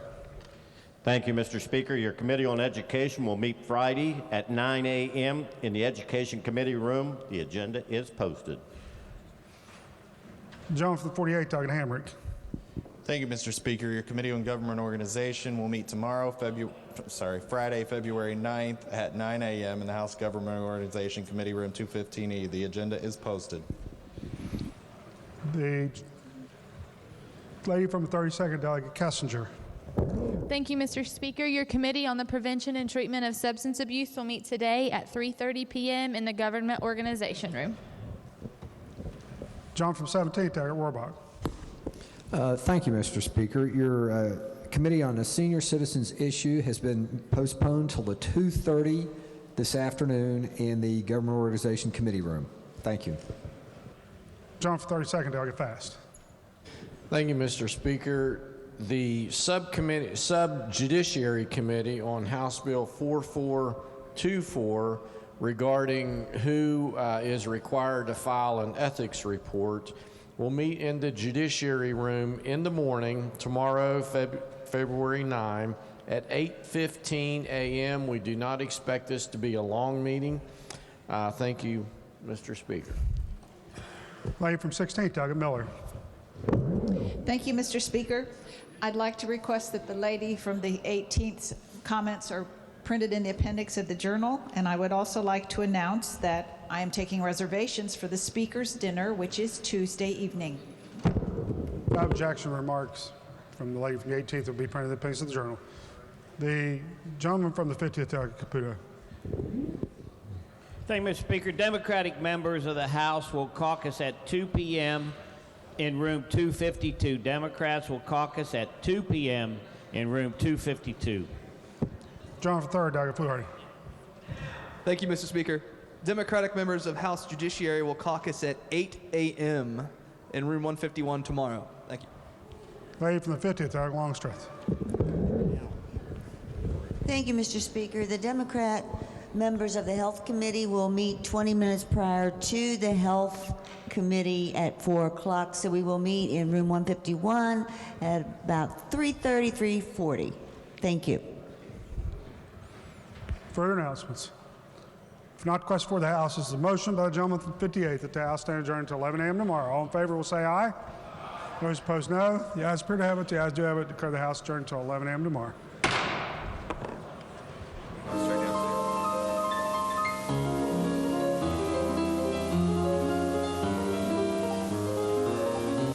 Senate will please come to order. The Senate will please come to order. All those not having privileges of the floor will please vacate the chamber. With those on the floor and our guests in the gallery, please rise as we are led in prayer this morning by Dr. Darrell Cummings of the Bethlehem Apostolic Temple in Wheeling, West Virginia, and then please remain standing as we are led in the pledge today by the senior senator from the 5th, Pastor Crimmins. You, God, are Father, Son, and Spirit. You created a world full of diversity. You've given our state a rich variety of individuals and organizations. We celebrate that diversity, and we thank you for those unique gifts and missions. Release these gifts, we ask, and give us freedom and ability to share our perspective and sensitivity to hear the perspective of others. Inform our thoughts with your wisdom and guide our actions with your spirit. Give us sober judgment to know ourselves and clarity of vision to work together on the mission you have given us. We pray for our president, our governor, our senators, Democratic, Republican, Independent. We are all in need of your guidance, and we all have unique gifts and insights. We pray for our military, our first responders, our coal miners, our teachers, every citizen of our state. Red, yellow, black, and white, we're all precious in your sight. And may we always remember, when we worry, we can't pray. And when we pray, we don't have to worry. In your precious name, amen. Amen. Thank you. Senior Senator from the 5th. Thank you, Mr. President. Let's all pledge to the greatest nation on earth. I pledge allegiance to the flag of the United States of America and to the republic for which it stands, one nation under God, indivisible, with liberty and justice for all. Reading of the journal. West Virginia Legislature Senate Journal, February 7th, 2018. The Senate met at 11:11 a.m. The senior senator from the 15th requests unanimous consent that further reading of the journal be dispensed with and that it be approved as having been read. Is there objection? Chair hears none, so ordered. Introduction of guests. On behalf of the Senate, it is my pleasure to welcome our honorary pages for the day. Please stand and be recognized as your name is called. As guest of the senator from Pleasance, we have Travis Copen, Brendan Morrison, Aurora Rockhold, Pacey Husk, Zayden Jackson, Trinity Simons, James Williams, and Josie Asbury. If they would all please stand and Senate give them a warm welcome.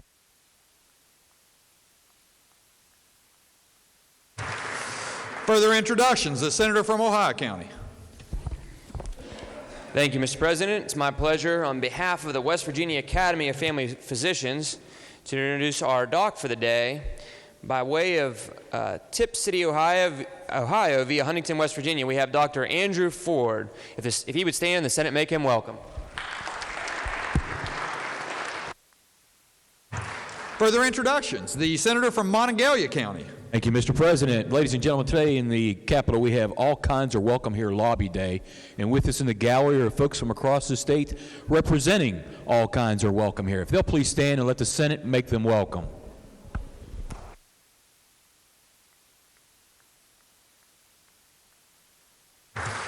Further introductions, the senator from Nicholas County. Thank you, Mr. President. On behalf of my senior senator for the 11th and myself, I'm honored this morning to introduce to you and the members of the Senate our honorary secretaries of the state for the day. The Honorary Secretary of State program recognizes high school students from across the state who have been leaders in voter registration among their classmates. This morning, standing in the South Gallery are Caleb Hanna and Taylor Brown. They're students at Richwood High School. These leaders are, along with 49 other students from across the state, held more than 100 voter registration drives and registered more than 13,000 high school seniors to vote in this upcoming election. Caleb and Taylor are here today, and they're seated in the South Gallery, along with Secretary of State Mike Warner. Please stand, and if you would, the Senate please extend a warm Senate welcome.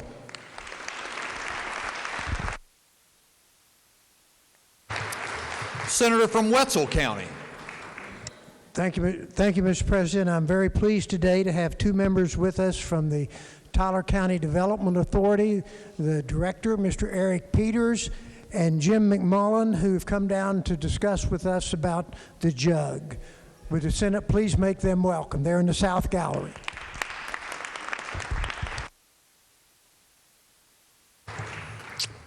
The senator from Jefferson County. Thank you, Mr. President. On behalf of the senior senator from the 16th and the senators from the 15th, I am pleased to welcome some firefighters from our district. Will the Senate please welcome Mark Stroop, Kelly Bowers, Josh Williams, and Jimmy Miller. Thank you.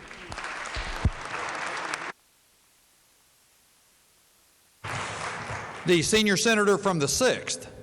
Thank you, Mr. President. On behalf of myself and the senator from Mercer, seated in the North Gallery are members of the Princeton Fire Department.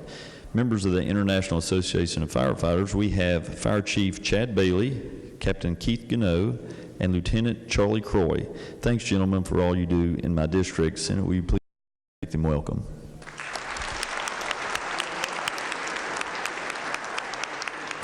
The senator from Brooke County. On behalf of myself and the senator from Ohio, in the President's Gallery to the rear, we have friends and family of the Brooke County Sheriff's deputies that we'll be honoring later today with our resolution. So if they could stand and the Senate make them feel welcome.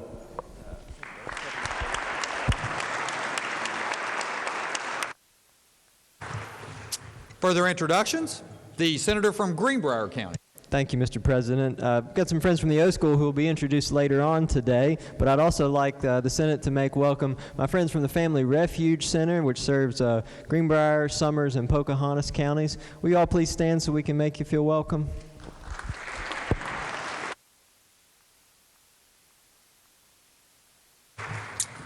Further introductions? The senior senator from the 6th. Thank you, Mr. President. I have another introduction. Also seated in the North Gallery is Kevin Lundy. He's the Senior Director with Rest Care. It's the 10th largest employer in West Virginia, and they serve individuals with intellectual and developmental disabilities. Senate, if you will, join me in making him welcome.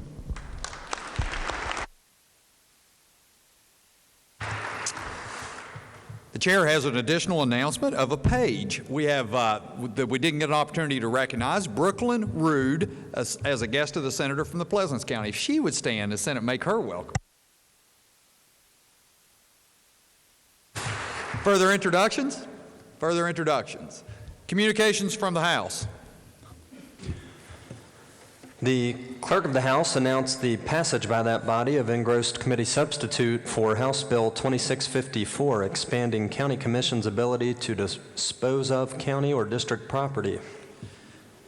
Message will be received and referred to the Committee on Government Organization. Engrossed committee substitute for House Bill 3020, relating to criminal penalties for the offenses of hunting, trapping, or fishing on the lands of another person. Message will be received and referred to the Committee on the Judiciary.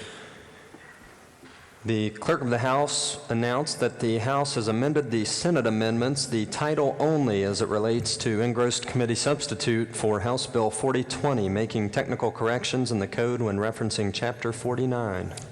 Senator from Ohio County. Thank you, Mr. President. I move that the Senate concur in the House amendment to the Senate amendment.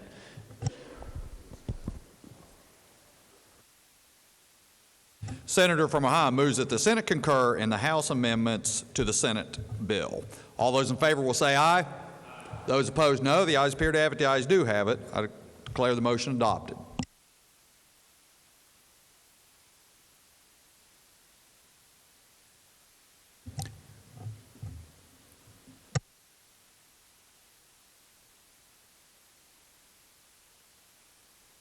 Question for the Senate is, shall the bill pass? Is there discussion?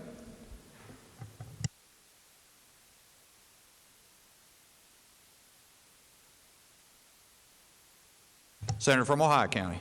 Thank you, Mr. President. Just for the members to clarify, this was a title amendment done by the House delegates. Okay.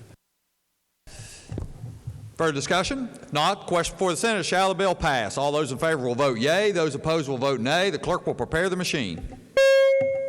I didn't know it was just a title.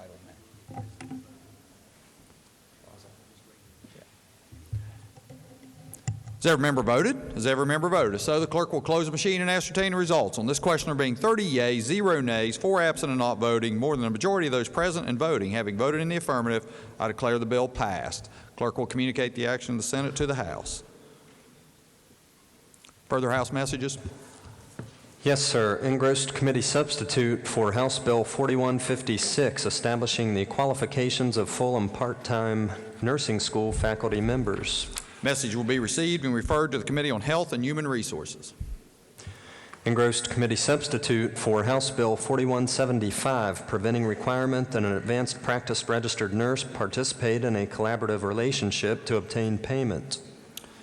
Message will be received and referred to the Committee on Banking and Insurance. Engrossed House Bill 4178, permitting certain portions of certified nurse aid training to be provided through distance learning technologies. Message will be received and referred to the Committee on Health and Human Resources. Engrossed committee substitute for House Bill 4275, relating to the law enforcement authority of the Director and officers of the Division of Protective Services. Message will be received and referred to the Committee on the Judiciary. Engrossed committee substitute for House Bill 4359, relating to the removal of animals left unattended in motor vehicles. Message be received and referred to the Committee on the Judiciary. Further House messages? No, sir. Communications from the Executive? There are none. Reports from standing committees? Your Committee on the Judiciary has had under consideration Senate Bill 57, requiring attorney source payment be disclosed in certain hearings, and reports back a committee substitute for same, with the recommendation that the committee substitute do pass, but under the original double committee reference, first be referred to the Committee on Finance. Respectfully submitted, Charles S. Trump IV, Chair. Report will be received. The senior senator from the 15th. Thank you, Mr. President. I request unanimous consent that the second committee reference of the bill be dispensed with. Is there objection? Chair hears none, so ordered. Your Committee on Pensions has had under consideration Senate Bill 339 relating to West Virginia Retirement Health Benefit Trust Fund within PEIA, and reports the same back with the recommendation that it do pass, but under the original double committee reference, first be referred to the Committee on Finance. Respectfully submitted, Robert Carnes, Chair. Report will be received, and under the bill's original double committee reference will be referred to the Committee on Finance. Your Committee on Economic Development has had under consideration Senate Bill 365 relating to Young Entrepreneur Reinvestment Act, and reports the same back with the recommendation that it do pass. Respectfully submitted, Michael J. Maroney, Chair. Report will be received.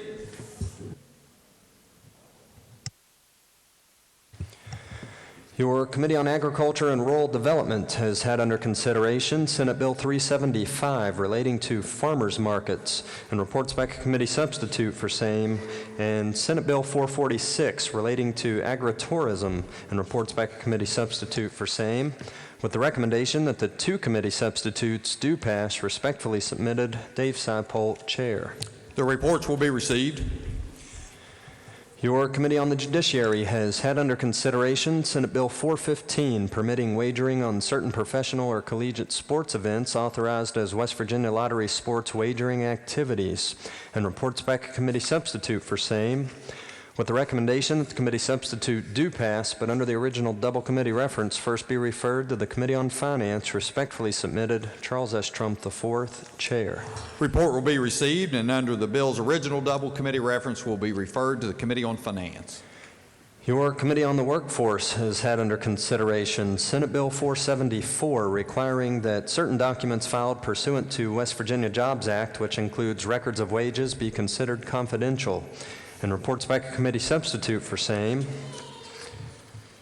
with the recommendation that the committee substitute do pass, but under the original double committee reference, first be referred to the Committee on Government Organization. Respectfully submitted, Chandler Swope, Chair. Report will be received, and under the bill's original double committee reference will be referred to the Committee on Government Organization. Your Committee on the Workforce has had under consideration engrossed committee substitute for House Bill 2546, allowing replacement costs of employer-provided property to be deducted from an employee's final paycheck if the property is not returned, and reports the same back with the recommendation that it do pass. Respectfully submitted, Chandler Swope, Chair. Report will be received. Your Committee on the Judiciary has had under consideration engrossed House Bill 2612, repealing section relating to unattended motor vehicles and penalties, and reports the same back with the recommendation that it do pass. Respectfully submitted, Charles S. Trump IV, Chair. Report will be received. That's all I have, sir. Reports from select committees. There are none. Introduction of bills. The Senator from Ohio County. Thank you, Mr. President. Request unanimous consent that Senate Bill number 508 through Senate Bill number 511 be considered and introduced, read by their titles, and referred to the appropriate committees as shown on the chamber automation system. Senator from Ohio County has requested unanimous consent that Senate Bills number 508 through Senate Bills number 511 be considered introduced, read by their titles, and referred to the appropriate committees as shown on the chamber automation system. Is there objection? Chair hears none, so ordered. Resolutions. Senate Concurrent Resolution 13 by Senators Beach, Stallings, and Plymel naming the Jeffrey Allen Clovis Memorial Bridge. Under the rules of the Senate, the resolution will lie over one day. Senate Concurrent Resolution 14 by Senators Woelfel, Stallings, and Plymel naming the U.S. Army Specialist 4 William L. Amos Memorial Bridge. Under the rules of the Senate, the resolution will lie over one day. Senate Resolution 32 by Senators Weld, Fern, Stallings, Unger, Boso, Plymel, and Maroney honoring the heroic actions of Brooke County Deputy Sheriffs Devin C. Baker, Kristen L. Richmond, and Shane S. Cernovich. The Senator from Brooke County. Thank you, Mr. President. I request unanimous consent that the resolution be taken up for immediate consideration, committee reference be dispensed with, and the resolution be put upon its adoption. Senator from Brooke County requests unanimous consent that the resolution be taken up for immediate consideration, that the committee reference be dispensed with, and that the resolution be placed upon its adoption. Is there objection? Chair hears none. The clerk will read the resolution. Senate Resolution 32 honoring the heroic actions of Brooke County Sheriff's deputies Devin C. Baker, Kristen L. Richmond, and Shane S. Cernovich. The question before the Senate is adoption of this resolution. Is there discussion? The Senator from Brooke County. Thank you, Mr. President. On September 11, 2001, the entire world saw heroic actions that were performed by police and firemen in New York City. But as you can all see, on September 11th of 2017 in Wellsburg, we had quite a fire. And we saw a lot of actions that day that really were above and beyond, but nothing like what was performed by some of the deputies that stand here in this chamber that I have a pleasure working with every day at the prosecutor's office. Deputies Baker and Richmond and Saranovic went into this building with a fire just as you see in those photos, not wearing protective apparatuses. They didn't have helmets on. They didn't have masks on. They had on what you see them wearing right here today. And because of their actions, they saved 2 juveniles that were in that building. And I think that it's actions like that that sometimes in the national discourse in the past year or so, Mr. President, maybe we've missed. And it's people like that that are in our communities that we really owe a debt of gratitude to. One of the core maxims of the Air Force, Mr. President, is service before self. And I think that putting yourself in a situation like the one that you see there, knowing the dangers, but knowing that you are serving your community, I think is the embodiment of that maxim, Mr. President. And so today I stand in full support of this resolution, and I'm honored to have these folks with us. So thank you, Mr. President. Further discussion. The senator from Nicholas County. Thank you, Mr. President. Boy, those pictures make it real. When you're on the truck and you roll up to something like that, we call it looking the devil in the face. Why? Because it's quite a challenge. But for those who arrive on scene and look the devil in the eye and step in to take care of someone, that's remarkable. John 15:13 says it real vividly. It's a verse that I live by, and these do too, because we've seen it. No greater love has any man than this, that he lay down his life for a friend. These, Mr. President, that stand behind me, did just that. This is admirable what they did, and I think it's worthy of this resolution. Thank you. Further discussion. Further discussion. If not, the question before the Senate is adoption of this resolution. All those in favor will say aye. Those opposed, no. The ayes appear to have it. The ayes do have it. I declare the resolution adopted. The senator from Ohio County. Thank you, Mr. President. I request unanimous assent that the eloquent remarks by the senator from Brooke and the senator from Nicholas be printed in the appendix to the journal. Is there objection? Chair hears none, so ordered. Senator from Ohio County. Thank you, Mr. President. I move the Senate stand in brief recess to present the resolution. Senator from Ohio County moves that the Senate stand in brief recess for the purpose of presenting this resolution. All those in favor will say aye. Those opposed, no. The ayes appear to have it. The ayes do have it. I declare the Senate in brief recess to present this resolution.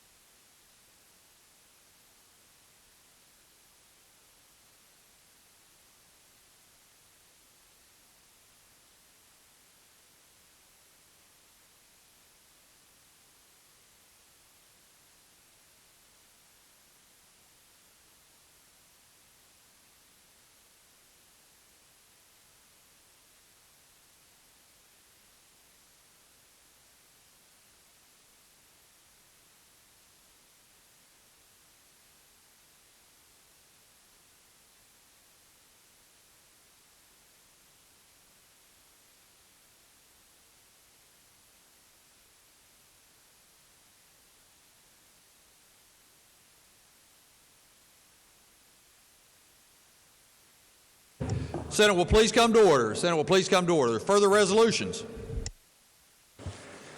Yes, sir. Senate Resolution 33 by Senators Baldwin, Mann, Stallings, Takubo, Unger, Blair, Klein, Boso, Plymel, Jeffries, and Maroney, recognizing the West Virginia School of Osteopathic Medicine for excellence in medical education. The senator from Greenbrier County. Thank you, Mr. President. I request unanimous consent that the resolution be taken up for immediate consideration, the committee reference be dispensed with, and the resolution be put upon its adoption. Senator from Greenbrier County requests unanimous consent that the resolution be taken up for immediate consideration, that the committee reference be dispensed with, and that the resolution be placed upon its adoption. Is there objection? Chair hears none. Clerk will please read the resolution. Senate Resolution 33, recognizing the West Virginia School of Osteopathic Medicine for excellence in medical education and its many contributions to the state of West Virginia. Question before the Senate is adoption of the resolution. Is there discussion? The senator from Greenbrier County. Thank you, Mr. President. I'm proud to stand in support of my friends and neighbors from the nation's leading provider of rural primary care doctors. And I want to repeat that for you all. I think it's important for this body, the Senate, the state of West Virginia to know that the West Virginia School of Osteopathic Medicine is the nation's leading provider of rural primary care doctors. We may not top many lists, especially those that relate to health care, but we do in that regard, and these fine folks behind us do wonderful work in the Greenbrier Valley. They are community pillars, leaders in health care, and they've also chosen to do something positive about the drug crisis. We have placed something on everybody's desk here today. This is a toolkit that I believe they are working with the counties across the state now to get into communities. It is allows for drug awareness programs and coalitions to know exactly what they can do in their particular communities to move forward. They can put it to work immediately. So I've given everybody a copy here today and asked that you take that back to leaders in your community so they can continue that work. The O School also recognizes the importance of family here in West Virginia. They've got a Healthy Children's Initiative that allows them to work directly with students in West Virginia. Some of you may recognize Dr. Edelman from Abracadabra. They also, I would like to emphasize the statewide impact they have, not just in our community in the Greenbrier Valley, but across the state of West Virginia. Through their statewide campus, they place third and fourth year students at hospitals all across the state to provide primary care services for their community. And I think it's important to note that 80% of residents stay in the communities where they complete their programs. So these folks are sticking around to serve in West Virginia. The O School is also a respected local employer. They provide good jobs in a growing field. They treat their employees well, they pay them a fair salary, and they provide meaningful work each day.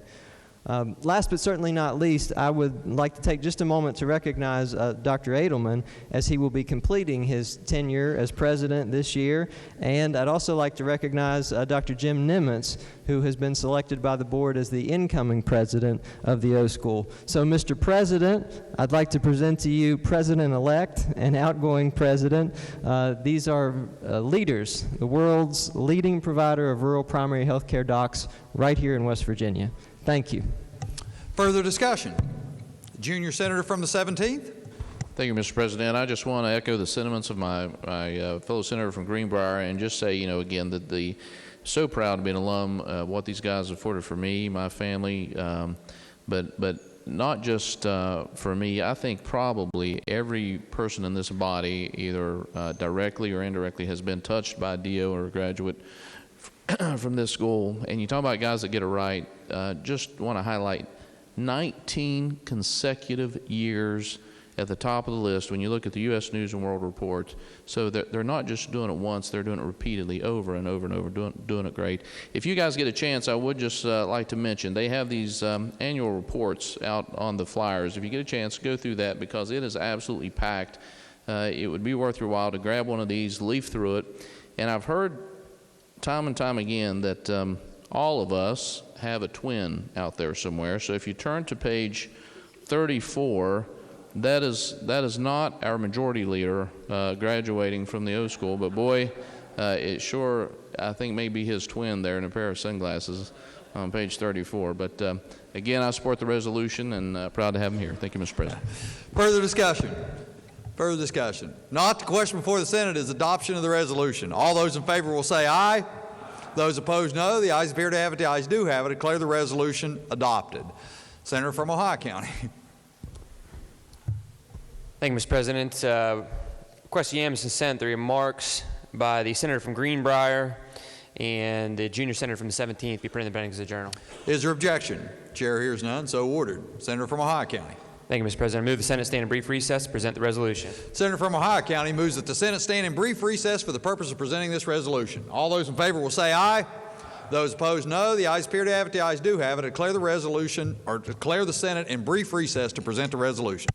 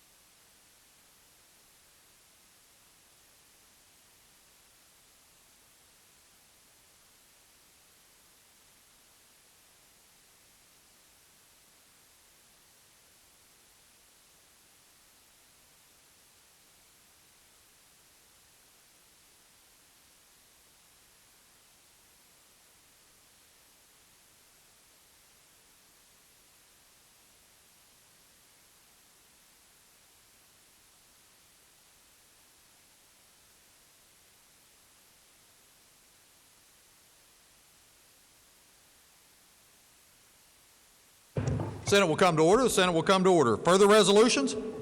No, sir. Motions? Petitions? There are none. Unfinished business? Senate Concurrent Resolution 1, naming the U.S. Army Sergeant Denver E. Short Memorial Road.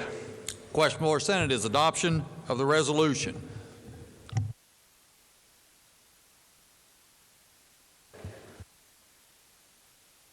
Senator from Boone County.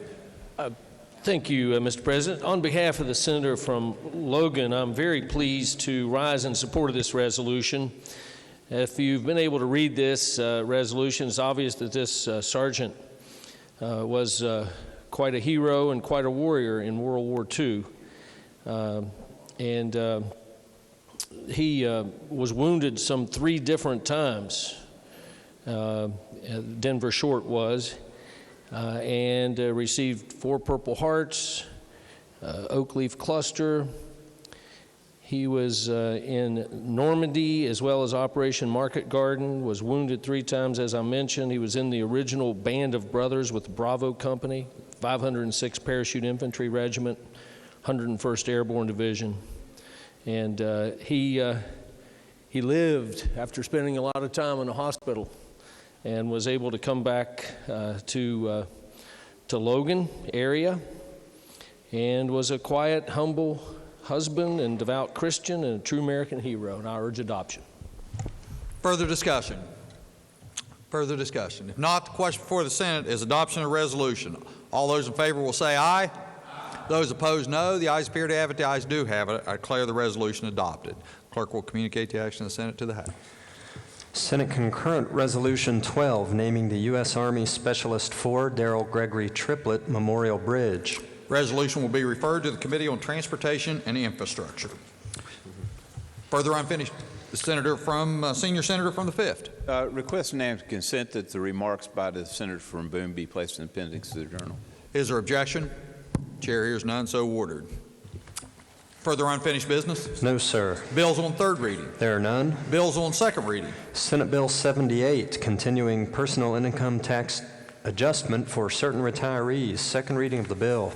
Are there amendments to the bill? No, sir. Not, the bill will be engrossed and advanced to 3rd reading. Committee substitute for Senate Bill 271, creating centralized shared services section of Department of Administration. 2nd reading of the bill. Are there amendments to the bill? No, sir. Not, the bill will be engrossed and advanced to 3rd reading. Committee substitute for Senate Bill 283, relating generally to procurement by state agencies. 2nd reading of the bill. Are there amendments to the bill? No, sir. Not, the bill will be engrossed and advanced to 3rd reading. Committee substitute for Senate Bill 335, protecting employees' wages or salaries from being withheld or diverted for political activities. 2nd reading of the bill. Are there amendments to the bill? No, sir. Not, the bill will be engrossed and advanced to 3rd reading. Senate Bill 346, permitting full-time non-resident students purchase lifetime resident hunting, trapping, and fishing licenses. 2nd reading of the bill. Are there amendments to the bill? No, sir. Not, the bill will be engrossed and advanced to 3rd reading. Senate Bill 379, supplemental appropriation from State Excess Lottery Revenue Fund to DHHR. 2nd reading of the bill. Are there amendments to the bill? No, sir. Not, the bill will be engrossed and advanced to 3rd reading. Senate Bill 382, supplemental appropriation of lottery net profits to Bureau of Senior Services Lottery Senior Citizens Fund. 2nd reading of the bill. Are there amendments to the bill? No, sir. Not, the bill will be engrossed and advanced to 3rd reading. Committee substitute for Senate Bill 395, providing for judicial review of appealed decisions of Air Quality Review Board, Environmental Quality Board, and Surface Mine Board. 2nd reading of the bill. Are there amendments to the bill? No, sir. Not, the bill will be engrossed and advanced to 3rd reading. Committee substitute for Senate Bill 404, relating to sex offender registry information. 2nd reading of the bill. Are there amendments to the bill? No, sir. Not, the bill will be engrossed and advanced to 3rd reading.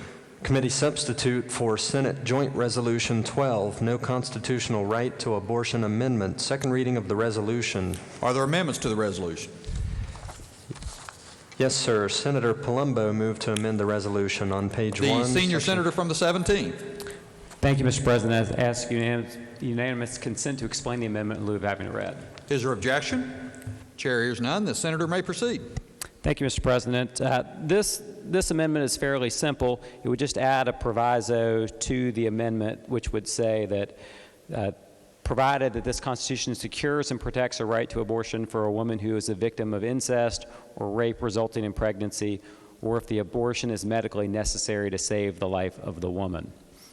I don't think really much other discussion needs to be said about it. It's pretty simple. I think it's important that we secure the right for women to have abortions in those very limited situations. And I'll just say this, I'm not certain this is the fact, but I do believe that this will be the first time the Constitution will be used to restrict rights of people in the state, and this would just at least limit that scope a little bit. So I would encourage adoption of this amendment. Senator from Morgan County. Would the senator yield? Does the senator yield? Yes. Senator does yield. Thank you. To my distinguished colleague from Kanawha, I've read the amendment, and I have to ask, you would concede, I think, that it sort of reverses the the effect of the resolution in that the resolution is designed to make it clear that the Constitution affords no guarantee of a right to abortion. And if your amendment is adopted, ours would, for the first time, expressly guarantee a right to some abortions. In very limited circumstances, yes. Is there a constitution in any other state in this country that you're aware of, any of our sister states, which expressly guarantees a right to abortion? That's a good question, Senator. I've not researched that issue, so I can't honestly give you a good answer on that. Thank you.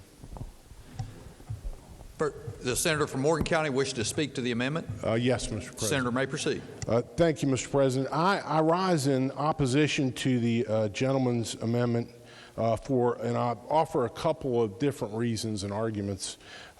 First of all, I think it would be a dangerous precedent, and as far as I know, landmark action. It'd be the first time of which I'm aware. Now, there may be a state somewhere that has something in its constitution, but if the Senator from Kanawha's amendment is adopted, the West Virginia Constitution will expressly guarantee a right to certain abortions. I'm not aware of any other state constitution of any of the states in the United States which has such a guarantee. So it would reverse really completely, I won't say completely, but in degree, the purpose for which the resolution is offered in the first place. And that really is to allow the legislature to exercise some budgetary authority over the expenditure of Medicaid dollars. And I want to talk a little bit about that in a minute. Well, I'll talk about it now. If we start in this area, you really have to go back to the Roe v. Wade decision in 1973. But after that, Congress passed what's referred to generally as the Hyde Amendment, H-Y-D-E, which imposed some restrictions on public funding of abortions, the use of federal taxpayer dollars. And there were challenges to that in court, and that case was litigated and decided ultimately by the U.S. Supreme Court in the case of Harris versus McRae. It was a 1980 decision, and the United States Supreme Court held that the Hyde Amendment, which placed federal restrictions on Medicaid, the use of Medicaid funds for abortions, except in limited circumstances, did not violate the Constitution. After that decision, and it was in 1993 to be precise, the legislature, this legislature, and a few of us in the room were here when it happened. But in enacting an omnibus Medicaid bill, passed some statutory restrictions on the use of those monies, state Medicaid monies, for terminations of pregnancies. And they are codified in Chapter 9, Article 2, Section 11. That was passed by the legislature in 1993. And what it says is that no funds from the Medicaid program accounts may be used to pay for the performance of an abortion by surgical or chemical means unless, and there are exceptions, they're on the basis of a physician's clinical judgment, one, a medical emergency so complicates a pregnancy as to necessitate an immediate abortion to avert the death of the mother, or for which a delay will create grave peril or irreversible loss of major bodily function or an equivalent injury to the mother. And there are other exceptions. There's an exception here for severe congenital defect or terminal disease, or for a fetus that is not expected to be delivered. And there was an exception in the law for individuals who are victims of incest and victims of rape. Those are exceptions that are in West Virginia statute now, have been since 1993. That statute was challenged in a court case in 1993. And the decision in that case, rendered by our Supreme Court, the case is styled Women's Health Center versus Panepinto, 1993 decision, which invalidated that statute. The purpose of the resolution offered is to essentially nullify the Panepinto decision, which held that the West Virginia legislature could not restrict Medicaid funding of abortions in any degree. The reasoning was that the court said in the Panepinto decisions, appellants suggest, and we agree, that for an indigent woman, the state's offer of subsidies for one reproductive option and the imposition of a penalty for the other necessarily influences her federally protected choice. And that, notwithstanding that the U.S. Supreme Court had already said, at least as to the federal restrictions, that they were within what the Congress had authority to do under the Constitution. And so the second reason I would have to oppose the amendment offered by the senator from Kanawha is that I think it's unnecessary. If the resolution before us, unamended, is passed through both houses and ratified by the citizens of this state, in my opinion, it will nullify the Panepinto decision and revive those restrictions, which I just read, which are still in our law in West Virginia Code 9.2, Chapter 9, Article 2, Section 11. Those restrictions, those limitations on the restriction or curtailment of the use of Medicaid funds for termination of pregnancy would still exist in the law.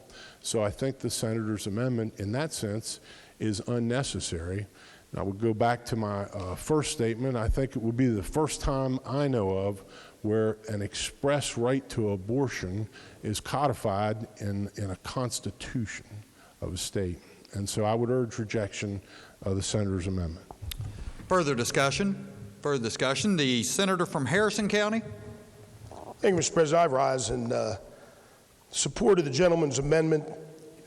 I certainly commend my friend from Morgan County. He did a thorough job there on his rendition of the law, but quite frankly, a statute is subject to the whims of this legislature. If you want to protect the life of a mother, to enable her to be able to make a tough decision between saving her own life or the life of an unborn child, then we need this amendment. Because we all know, we don't know who's going to be sitting in these seats.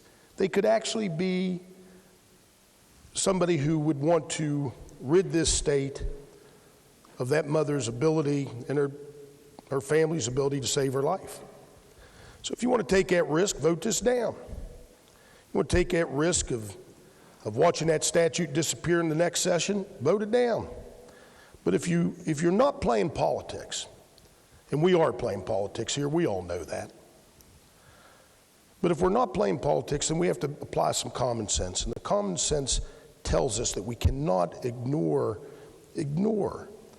someone's life when it's on the line.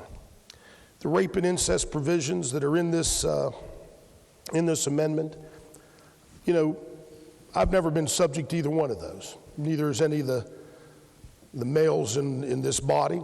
I would certainly think if I was a woman who had been subjected to that horrible experience that I certainly wouldn't want the law made by a majority of men to ban my ability to make a very difficult decision. You know, I just can't believe we're back to this again, back to this type of issues to have to be decided by this body. But certainly common sense and morality dictate that we secure something that's always been provided to women, which is the ability to save their own life in the instance of it being necessary. I'm looking here at the American Congress of Obstetricians and Gynecologists, and they are fully in favor of that our medical doctors, or the people who are on the front lines who have to make these decisions every day, deserve to have this in this constitutional amendment so that next year we're not fighting over the elimination of that right. Thank you. Further discussion? Further discussion before I recognize the senior senator from the 17th to close debate. Further discussion? Senior senator wish to close debate? Senator may proceed. Thank you, Mr. President. And while though I understand the position made by Senator from Morgan that this would be an explicit right to an abortion in the statute. I mean, right now the current state of the law is, in the U.S. Constitution and the West Virginia Constitution, there is this right now. So, I mean, yes, it would make it more explicit than what it is right now, but that right is present as we speak right now. And I know that the Senator from Morgan mentioned the different protections in Code Section 9211, which currently exists in the law right now. The problem with that is, I mean, I believe that there's a bill in the House that's moving right now that might potentially undo those protections. So I don't think there's going to be great comfort for women who are the victim of rape and incest and need an abortion to save their life, that those protections are always going to remain in statute because they may not be in statute by the end of this session. So that's why I think it's important for us to put this in the amendment right now, and I urge adoption of the amendment.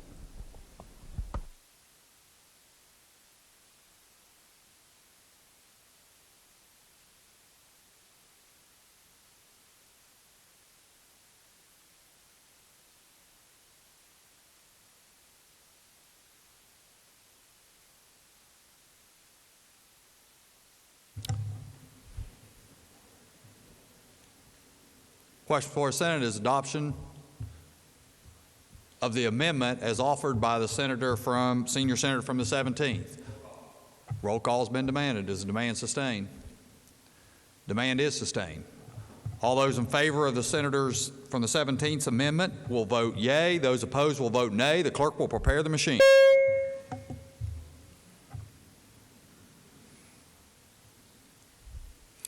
Has every member voted? Has every member voted? If so, the clerk will close the machine and ascertain the results. On this question being 7 yeas, 22 nays, 5 absent and not voting, less than a majority of those having voted in the affirmative, I declare the amendment failed. Further amendments to the bill? No, sir. Further amendments to the resolution? No, sir. Not. Resolution will be engrossed and advanced to third reading. Engrossed committee substitute for House Bill 4135, updating the meaning of federal taxable income and certain other terms used in the West Virginia Corporation Net Income Tax Act. Second reading of the bill. Are there amendments to the bill? No, sir. Not. The bill will be advanced. Engrossed House Bill 4146, updating meaning of federal adjusted gross income and certain other terms used in the West Virginia Personal Income Tax Act. Second reading of the bill. Are there amendments to the bill? No, sir. Not. The bill will be advanced to third reading. Further bills on second reading?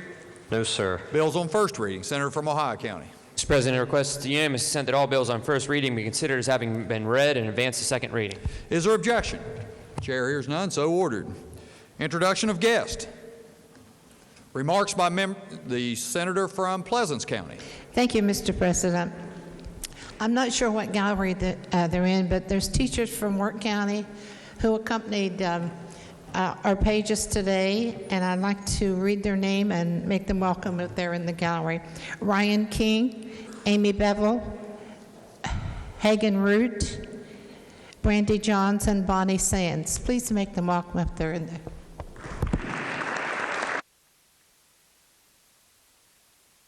Further introductions. Further introductions. Remarks by members of the Senate.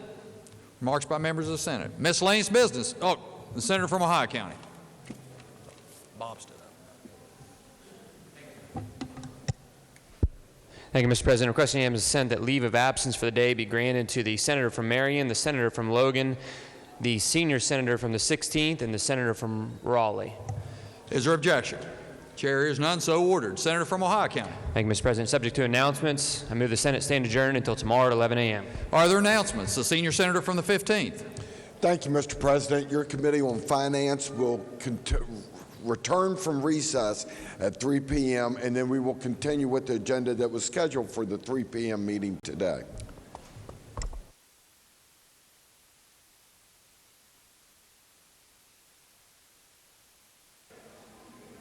Senator from Monroe County. Thank you, Mr. President. Your Education Committee will meet this afternoon at 2 p.m. in Senate Finance. Agenda is posted. Senator from Morgan County. Thank you, Mr. President. Your Committee on the Judiciary will meet today at 3 o'clock p.m. in 208 West Wing. Senator from Tucker County. Thank you, Mr. President. Your Committee on Energy, Industry, and Mining will meet today at 1 o'clock in 208 West, and the agenda has been posted. Further announcements? The senior senator from the 8th. Thank you, Mr. President. Your Committee on Government Organization will meet today at 2 p.m. in 208 West, again in the morning at 9:30 in the same room. Further, junior senator from the 17th. Thank you, Mr. President. Your Committee on Health will meet today in room 451M at 1 p.m. Senator from Preston. Thank you, Mr. President. The Government Organization Subcommittee on Volunteer Fire Departments and EMS will meet tomorrow after the floor session in 208 West. Further announcements? Senior senator from the 15th, clarify the meeting location. 451M. The senator from Upshur County. Thank you, Mr. President. Your Committee on Pensions will meet tomorrow at 1 p.m., and that's a special note. We don't normally meet on a Friday, so keep that in mind, please. Senator from Harrison County. Thank you, Mr. President. There will be a Labor Caucus luncheon at 12 p.m. at 330 West. Lunch will be served. Yeah, he did. The further announcements? Further announcements? Not. Question before the Senate is, shall the Senate stand adjourned until tomorrow at 11 a.m.? All those in favor will say aye. Those opposed, no. The ayes appear to have it. The ayes do have it. I declare the Senate adjourned until tomorrow at 11 a.m.